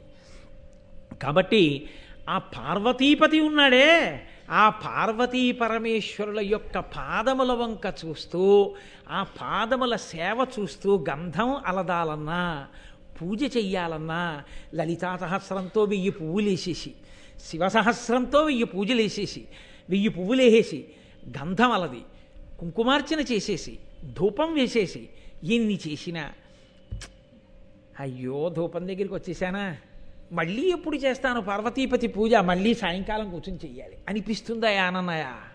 ఏమిటో నాకు ఆ పార్వతీపతి పూజ అంటే అంత ఇష్టం. అంటే ఆయన విష్ణుద్వేషికాడు. ఆయనకి శివుని యందు అనురక్తి, కానీ రాజరాజ నరేంద్రుడు విష్ణుద్వేషి కాడు. అది భక్తి అన్న మాటకి పరిపూర్ణమైనటువంటి నిర్వచనం. కాబట్టి నాకు ఆ పార్వతీపతి పాదములను ఎప్పుడు పూజ చేస్తానా అని ఉంటుందయ్యా. సంతత దానశీలతయు, ఎప్పుడూ దానం చెయ్యాలి. ఉండడం ఒకెత్తు, దానం చెయ్యాలన్న కోరిక ఉండడం ఒకెత్తు. సాధారణంగా ఉండడము అన్న మాటకి లక్ష్మి విషయంలో ఉండేటటువంటి ప్రారంధం ఏమిటో తెలుసా అండి? దాచుకుందామనే ఉంటుంది తప్ప ఇద్దాము అని అనిపించదు. అసలు శాస్త్రంలో పెద్ద రహస్యం ఏమిటో తెలుసా అండి? దేనికి దాచుకుంటాడని అడగండి. నాకే ఉండాలని దాచుకుంటాడు. అసలు పిచ్చాడయ్యేలా దాచుకుంటాడు, కానీ నాకే ఉండాలని దాచుకున్నది నీకు రాదు, నీ బిడ్డలకు వెళ్ళిపోతుంది, గుటుక్కును ఊపిరి అయిపోతే. నీకే ఉండాలనుకుంటే నువ్వు దానం చేస్తే నీ ఖాతాలో పడుతుంది. అంటే అంతా ఇచ్చేయమని చెప్పరు, కనీసం కొంతైనా దానం చేయకపోతే ఎవడి శక్తికి తోచింది వాడు చేయకపోతే ఎలా? ఉత్తర జన్మలలో నువ్వు దాచింది నీతో రాదు, నాది నాది అనుకుంటాడు. నాది నాది అనుకున్నదంతా బిడ్డలకు వెళ్ళిపోతుంది, లేదా ఎవరికి వెళ్ళిపోతుందో కూడా చెప్పలేడు. కానీ నువ్వు ఇచ్చుకున్నదేదో అది మాత్రం నీదిగా వస్తుంది. అసలు నీది చేసుకోవడం అన్న మాటకు అర్థం ఏంటంటే నువ్వు బతికుండగా దానం చేసుకోవడం. నువ్వు బతికుండగా దానం చేయడం మానేసి 10 కోట్లు కొడుక్కిచ్చి వాడు ఏదో చేస్తాడనుకుంటే వాడు 11 రూపాయలు గోదానం చేస్తాడు. వాడు గోదానం ఎందుకు చేస్తాడు? తండ్రికి ఏ బుద్ధో కొడుకు అదే బుద్ధి, వాడు చేస్తాడు ఏంటి? బతికుండగా నువ్వు చేయింది చచ్చిపోయా కొడుకు చేస్తాడా? అందుకే దానం చేసేటప్పుడు కొడుకుని దగ్గర పెట్టుకోమన్నారు, పెద్దల శుశ్రూష చేసేటప్పుడు తల్లి కూతురుని దగ్గర పెట్టుకోమన్నారు. పెద్దల శుశ్రూష ఇలా చెయ్యాలన్న మాటని తల్లి దగ్గర కూతురు నేర్చుకుంటుంది. తండ్రి దానం చూసి ఓహో నాన్నగారులా ఇలా బతకాలన్నమాటని కొడుకు నేర్చుకుంటాడు. కొడుకు నేర్చుకోవడానికి యోగ్యమైన బతుకు లేని తండ్రి, కూతురు నేర్చుకోవడానికి యోగ్యమైన నడవడి లేని తల్లి, నాకెందుకు వచ్చిన గొడవ? కాబట్టి రాజరాజ నరేంద్రుడు అంటాడు, నాకు భారత కథాశ్రవణాభిరతిన్ మదీయ చిత్తము అనిశంబు, నాకు చాలా ఇష్టమైనవయ్యా. సంతత దానశీలతయు, ఎప్పుడూ దానం చెయ్యాలని నా మనసు కోరుకుంటూ ఉంటుంది. శశ్వత్సాధు సంగత్యమున్, సాధు పురుషులైన వాళ్ళు ఉంటారే, పరమభక్తులైన వాళ్ళు, వాళ్ళతో స్నేహం కోరుకుంటూ ఉంటానయ్యా. వాళ్ళకి దగ్గరగా ఉండాలని, వాళ్ళు నన్ను స్మరిస్తూ ఉండాలని, వాళ్ళతో నేను చనువుగా ఉండగలగాలని, వాళ్ళ పక్కన తిరగగలిగినటువంటి ఆ చొరవ, స్వాతంత్ర్యం నాకు నిలబడాలని కోరుకుంటాను. ఎందుకు కోరుకోవడం? దాని ఎందు వేరొక ప్రయోజనాన్ని కోరి కాదు. ఆయన ఆ సత్పురుషుడు అంకుశం లాంటివాడు, మనము ఏనుగు తొండం లాంటి వాళ్ళం. ఏనుగు తొండం ఎప్పుడూ ఆగదు, ఇలా నడిచి వెడుతూ ఎత్తి ఆ పూలకొమ్మలు ఆగుతుంది. ఇలా వెడుతూ నేను ఒకసారి శృంగేరిలో చూశాను, ముందు వెళ్ళిపోతున్న కొప్పులో పూలు లాగింది ఏనుగు. ఏదో పని దానికి, ఆ తొండం ఉత్తినే ఉండదు. మామట ఏం చేస్తాడంటే పక్కనే ఆ అంకుశం పట్టుకుని ఆ తొండం మీద ఇలా అంటాడు, అంటే మళ్ళీ కిందికి దింపేస్తుంటుంది, మళ్ళీ కాసేపు ఆగి మళ్ళీ ఎత్తుతుంది, మళ్ళీ ఏదో పీకుతుంది, మళ్ళీ ఇలా అంటాడు, మళ్ళీ దింపుతుంది. సత్పురుషుడితోటి సాంగత్యం ఎటువంటిదో తెలుసా అండి? రామకృష్ణ పరమహంస చెప్పిన మాట, అంకుశం ఉన్న మావటిని పక్కన పెట్టుకోవడం లాంటిది. ఆయనతో కలిసి ఉన్నారనుకోండి, ఆయన జీవన విధానం ఎటువంటిదో మీకు తెలిసి ఉంటుంది. తెలిసి ఉండి ప్రయోజనం ఏమి ఉండదు. ఆయన ఎలా జీవించాలనుకుంటున్నారో దానికి తగినట్టు మీరు జీవించగలగాలి. ఆ జీవితాన్ని మీరు పుణికి పుచ్చుకోగలగాలి తప్ప ఆయనతో కలిసి ఉండి ఆయనకి ప్రతిబంధకంగా మీరు నిలబడితే అది మళ్ళీ కాళ్ళలో కర్రెట్టడం అవుతుంది. ఉపయోగమే ఉంటుంది? పక్కన ఉన్న వాళ్ళందరూ శిష్యులని మీరు అనుకుంటున్నారా? ఒక్కనాటికి కాదు.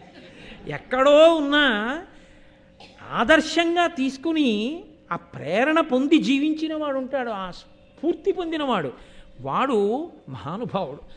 నేను ఏదో గొప్పకి చెప్పాను అనుకోకండి. మీకు నేను ఒక విషయం చెప్తే నేను ఆశ్చర్యపోయాను. ఆదివారం నాడు నాకు అమెరికా నుంచి, ఇతర దేశాల నుంచి ఓ గంట ఫోన్లు మాట్లాడుతూ ఉంటాను. ఏదో వాళ్ళకి అలా పాపం ఒక గంట కేటాయించాను, వాళ్ళు మా సంతోషపడతాను. అందులో నాకు అమెరికా నుంచి ఒక ఆయన ఫోన్ చేస్తుంటాడు. ఆయన ఎప్పుడో నేను చెప్పిన శివానంద లహరి విన్నాడు. నీ చెప్పినా అంటే నా గొప్ప అని నేను చెప్పట్లేదు, ప్రేరణ, ఎక్కడో ఒక ప్రేరణ, అది నా అదృష్టం, నేను ప్రేరణ కావడం అంతే.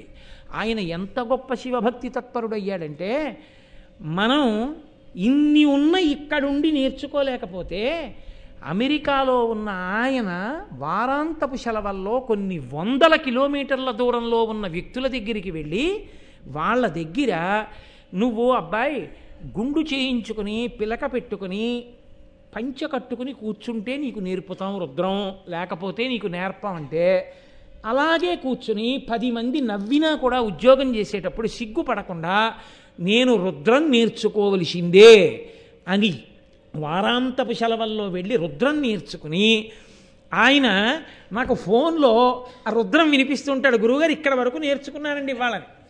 నాకు మొన్నటి వారం ఫోన్ చేసి చెప్పాడు, ఈ మహాశివరాత్రికి పుస్తకం లేకుండా రుద్రంతో అభిషేకం చెయ్యాలనుకున్నాను, గురువుగారు నేర్చేసుకున్నాను. కాబట్టి ఇప్పుడు నేను రుద్రం నేర్చుకున్నాను కాబట్టి సంతోషంగా కాకినాడ వస్తున్నాను. మహాభారత ప్రవచనాలు అవుతున్నాయి కదా, శివరాత్రి వెళ్ళిపోయిన తర్వాత అమెరికాలో బయలుదేరి వస్తాను, వచ్చి మీ దర్శనం చేసుకుంటానండి అన్నాడు. నేనెందుకు పొంగిపోయానో తెలుసా అండి, అతన్ని నే చూడలేదు, నన్ను అతను చూశాడేమో నాకు తెలియదు, ఏవో ఈ క్యాసెట్లు ఉంటాయి కాబట్టి. అసలు అంత స్ఫూర్తి పొందిన వ్యక్తిని నేను చూడాలి అని ఈ మహాభారత ప్రవచనాలు పూర్తయ్యే లోపల అతను వస్తున్నాడు అమెరికా నుంచి. ఇదే వేదిక మీద అతనితో రుద్రం చదివించి మీకు వినిపిస్తాను. నేను ఎందుకంటున్నాను ఈ మాట అంటే ఆ ప్రేరణ, ఆ స్ఫూర్తి ఎక్కడో ఎవరి వలనో ఎవరికో తగులుతుంది. ఆ ప్రేరణని నిలబెట్టుకోగలిగిన వాడు ఉంటాడే, వాడు సత్పురుష సహవాసముగా మార్చుకున్నవాడు తప్ప అది ఆ ప్రయోజనాన్ని అలా సిద్ధింప చేసుకోనప్పుడు మీరు ఎన్నాళ్ళు ఎవరి పక్క నుండి ఏ ప్రయోజనం నాకు చెప్పండి, ఏమైనా ఉంటుందా దానివల్ల ప్రయోజనం? ఏమీ ఉండదు. కాబట్టి ఆయన అంటాడు శశ్వత్సాధు సాంగత్యమున్, నాకు నిరంతరము సాధుపురుషులతో కలిసి ఉండడం అన్నది ఇష్టమయ్యా, నాకు ఈ 5 ఇష్టం. కాబట్టి నన్నయ్య నేను ఒక్క కోరిక కోరుకుంటున్నాను, నువ్వు మహాపురుషుడివి, ఉభయ భాషా ప్రవీణుడివి, నిరంతర హోమ మంత్ర జప తత్పరుడవు, నా కొరకు నువ్వు ఒక్క ఉపకారం చేయాలయా, భారతాన్ని ఆంధ్రీకరించాలి. ఏమయ్యా మిగిలిన వాటిని ఆంధ్రీకరించమని అడగకుండా భారతాన్ని అడుగుతున్నావే అంటావేమో. అమల సువర్ణ శృంగ కురమై కపిలంబగు గోశతంబు ఉత్తమ బహువేద విప్రులకు దానము చేసిన తత్ఫలంబు తథ్యమ సమకూరు భారత కథాశ్రవణాభిరతిన్ మదీయ చిత్తము అనిశంబు భారత కథాశ్రవణ ప్రవణంబ కావునన్. అసలు ఒక్క గోవుని దానం చేస్తేనే వేదమంత్రాల్లో ఒక విచిత్రమైనటువంటి మాట ఉంది. మీరు ఒక గోవుని దానం చేస్తే 100 గోవుల్ని దానం చేసినట్టు లెక్కలో వేసుకుంటారు. అందుకే గోదానం పుచ్చుకున్న వాళ్ళు ప్రత్యేకంగా పక్కకెళ్ళి జపం చేసుకుంటారు. ఎందుకంటే వాళ్ళకి 100 గోవులు దానం పట్టిన ఫలితం వాళ్ళ ఖాతాలో పడకుండా ఉండడం కోసం. అప్పుడు వాళ్ళకు ఒక్క గోవు దానం పుచ్చుకున్నటువంటి ఫలితం వాళ్ళకి వేస్తారు ఆ మంత్రజపం చేస్తే. ఇచ్చిన వాడికి మాత్రం 100 గోవులు ఇచ్చినట్టే వేసేస్తారు. గోవులన్నీ ఒకెత్తైతే మహాభారతంలోనే అనుశాసనిక పర్వంలో ఉంది, పరమేశ్వరుడు మళ్ళీ గోవులలో కొన్ని గోవులకి ఉత్కృష్ట స్థితిని ఇచ్చాడు.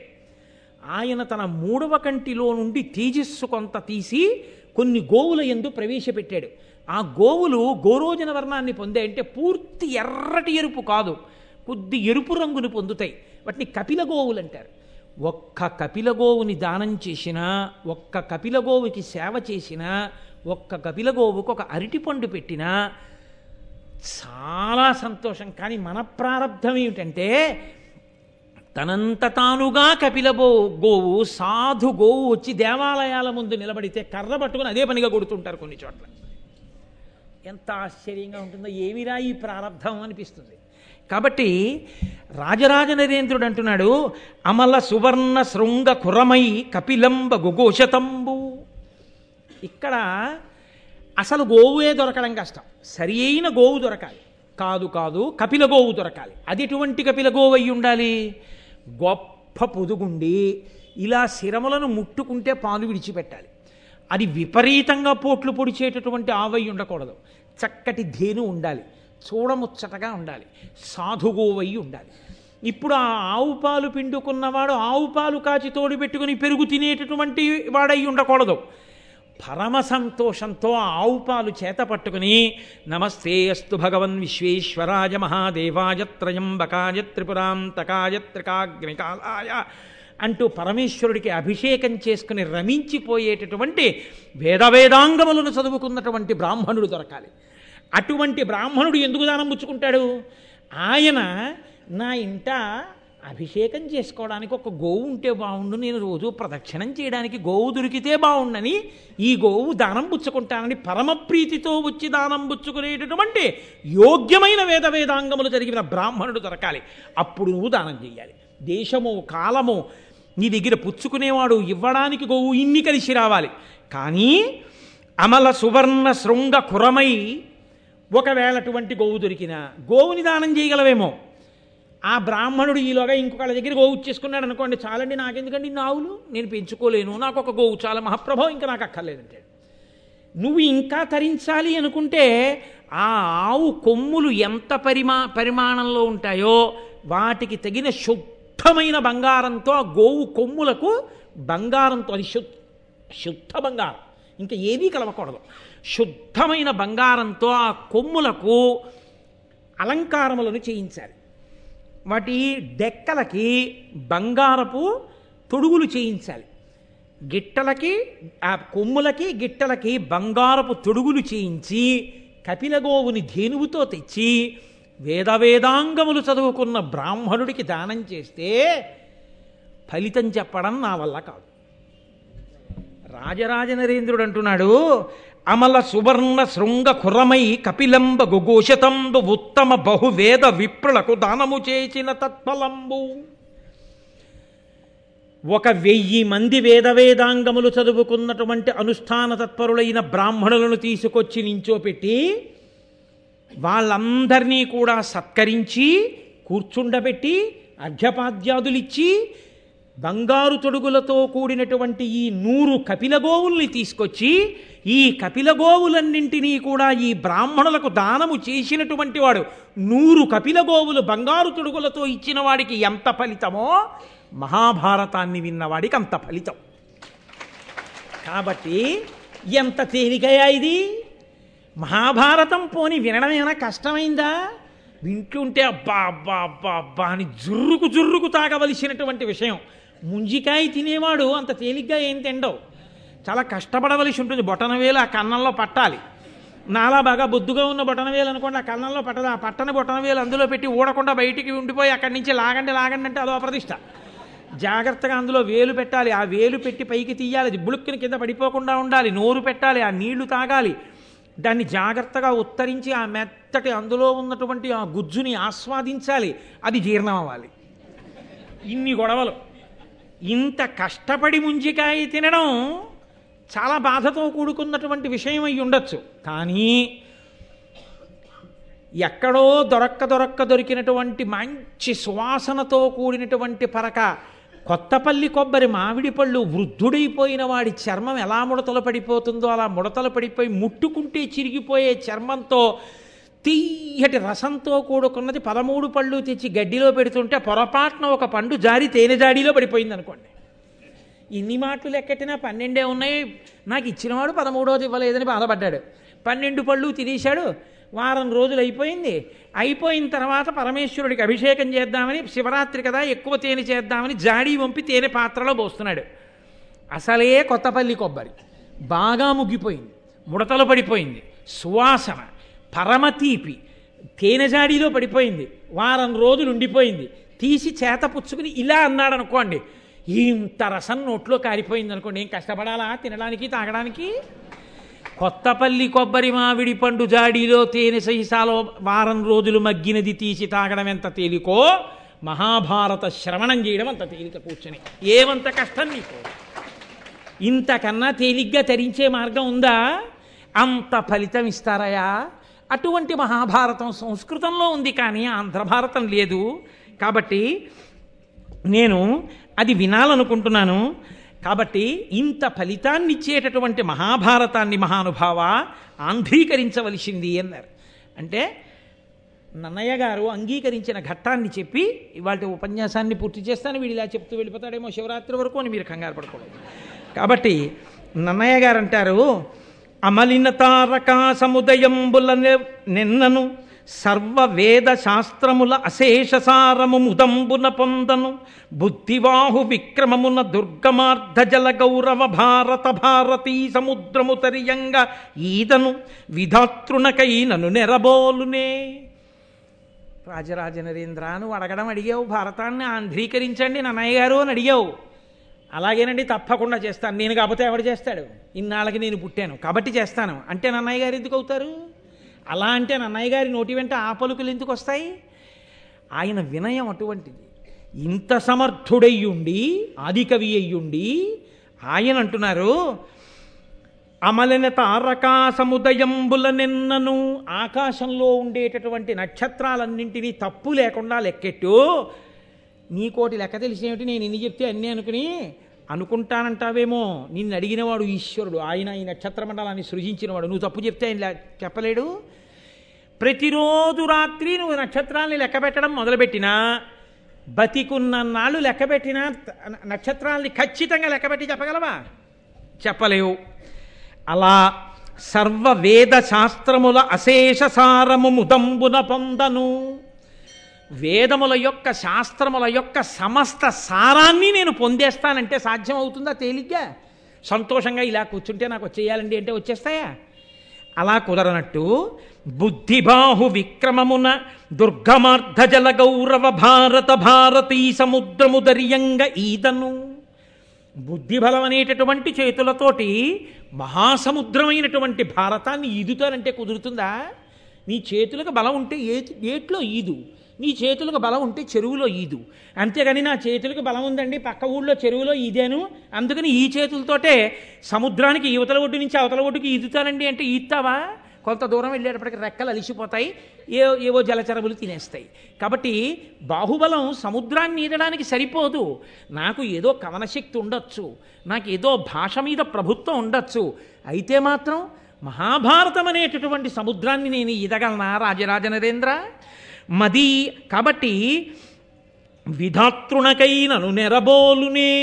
నా వల్ల కాదు అని నేను ఊరుకుంటున్నాను అనుకుంటున్నావేమో. చతుర్ముఖ బ్రహ్మకైతే మాత్రం సాధ్యమయ్యా? అంత గొప్పదయా మహాభారతం. చతుర్ముఖ బ్రహ్మగారే చెప్పగలడా అన్నారంటే అటువంటి మహాభారత నిర్మాణం చేసిన వేదవ్యాసుడు ఎంత గొప్పవాడై ఉండాలి. కాబట్టి ఆయన అన్నాడు, అయినా నేను ఆంధ్రీకరిస్తాను. ఎందుకు ఆంధ్రీకరిస్తానో తెలుసా? ఒక్క కారణానికి ప్రయత్నం మొదలు పెడతాను. నాకేమీ రాదని ఇలా తల వంచుతాను. ఇలా నేను ఎవరి ముందు తల వంచాలో వారి ముందు ఇలా తల వంచితే వారు నన్ను అనుగ్రహించి నన్ను వారి చేతి పనిముట్టుగా స్వీకరించారా, జరిగిపోతుంది అంతే కథంతా. నేను చేస్తున్నానంటే కదూ నాకు సమర్థత. ఎవరు నన్ను వస్తువుగా స్వీకరించాలో వారు స్వీకరించిన తర్వాత ఎందుకు నడవదు? కాబట్టి ఇదిగో నేను ఇప్పుడే నమస్కారం చేస్తున్నాను. హరి హరాజ గజాననర్క షడాస్య మాతృ సరస్వతీగిరి సుతాదిక దేవతాతతికిన్ నమస్కృతి చేసి దుర్భర తపో విభవాధికున్ గురున్ పద్య విద్యకు ఆద్యున్ అంబురుహ గర్భ నిభున్ ప్రచేతసు పుత్రు భక్తి తలంచుచున్.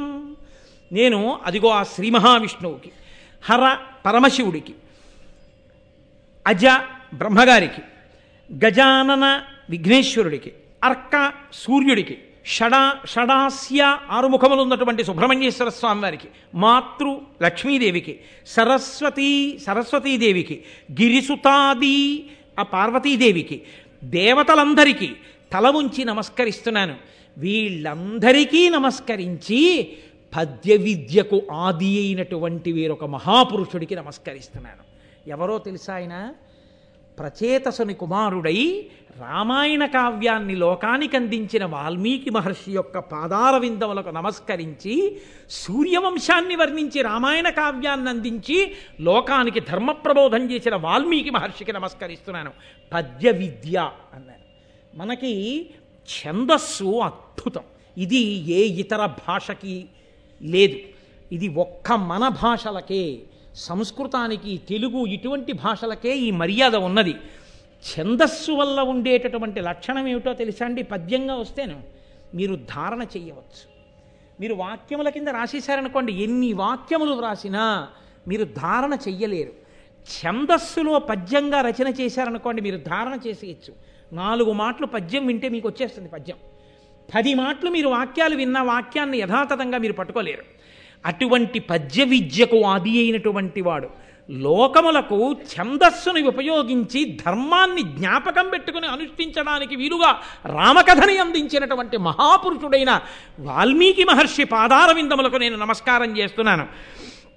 భారతీ శుభగభస్థిచయంబుల చేసి ఘోర సంసార వికార సంతమసజాల విజృంభము బాచి సూరిచేతో రుచిరాబ్జ బోధనరతుండగు దివ్యు పరాశరత్మజంభోరు హమిత్రుకొల్చి మునుపూజితు భూరి యశో విరాజితున్. అదిగో భారతమనబడేటటువంటి ఆ గ్రంథములోని కిరణములనబడేటటువంటి ఆ జ్ఞాన కిరణముల చేత అంధకారమనేటటువంటి చీకటిని పోగొట్టగలిగినటువంటి సూర్య సమానుడైన వేదవ్యాసుడున్నాడే, పండితులైనటువంటి వారి హృదయములన్నీ కూడా ఎవరి గురించి వినగానే ఇలా విప్పారుతాయో, ఎవరు సంతోషిస్తారో, ఏ మహానుభావుడు పరాశరునికి పుత్రుడిగా జన్మించాడో, ఏ మహానుభావుడు సంసారమనేటటువంటి చీకటిని తొలగత్రోయగలడో, ఎవడు అజ్ఞానమును నశింపచేసి జ్ఞానమును ఇయ్యగలడో, ఎవడు ధర్మమును ప్రబోధము చెయ్యగలడో, ఎవడు వేద విభాగం చేశాడో, ఎవడు అష్టాదశ పురాణములను ఇచ్చాడో, ఎవడు పంచమవేదమనేటటువంటి మహాభారతాన్ని లోకానికి అందించాడో, ఎవడి పాదములకు నమస్కరించినంత మాత్రం చేత ఏ విధమైన సంశయములు లేకుండా సమస్తము కరతలామలకమవుతుందో, ఎవరి పేరు చెప్పగానే గొప్ప పండితులైనటువంటి వారి హృదయములు పులకరింతలు కలిగి విప్పారుతాయో, అటువంటి వేదవ్యాస భగవానుడి యొక్క పాదారవిందములకు నమస్కరించి మహాభారతాన్ని ఆంధ్రీకరించడం ప్రారంభం చేస్తాను. రాజరాజ నరేంద్ర, నీ కోరిక తప్పకుండా నెరవేరుతుంది, ప్రారంభం చేస్తానని నన్నయ్య గారు రాజరాజ నరేంద్రుడికి మాట ఇచ్చి భారతాన్ని ఆంధ్రీకరించడం ప్రారంభం చేసినటువంటి ఘట్టం దగ్గర ఇవాల్టి ప్రారంభోపన్యాసాన్ని పూర్తి చేస్తూ, రేపు మొట్టమొదటి ఘట్టం, అత్యద్భుతమైనటువంటి ఘట్టం, అది వ్యాసుడికే చెల్లు, ఆంధ్రీకరించడం నన్నయ్య గారికే చెల్లు. ఎన్ని ధర్మాలు ప్రతిపాదన చేస్తారో, ఎన్ని గహనమైన రహస్యములు దాచారో ఆ విషయాల్ని రేపటి రోజున ప్రస్తావన చేస్తాను. రేపు సాయంకాలం సభా ప్రారంభ సంబంధమైన ఇతర విషయములు ఉండవు కాబట్టి 6:30 ఖచ్చితంగా ప్రారంభం చేసేద్దాం. మంగళాశాసనపరై మదాచార్య పురోగమై సర్వైశ్చ పూర్వైరాచార్యై సత్కృతాయాస్తు మంగళం. మంగళం కోసలేంద్రాయ మహనీయ గుణాత్మనే చక్రవర్తి తనూజాయ సర్వభౌమాయ మంగళం. ఉమాకాంతాయ కాంతాయ కామితార్థప్రదాయినే శ్రీగిరీశాయ దేవాయ మలినాథాయ మంగళం. కరచరణకృతం వా కర్మవాక్కాయజం వా శ్రవణనైనజం వా మానసం వాపరాధం విహితం వా సర్వమేత్తక్షమస్వా శివ శివ కరుణాబ్ధే శ్రీ మహాదేవ శంభో. సర్వం శ్రీ ఉమామహేశ్వర పరబ్రహ్మార్పణమస్తు. స్వస్తి.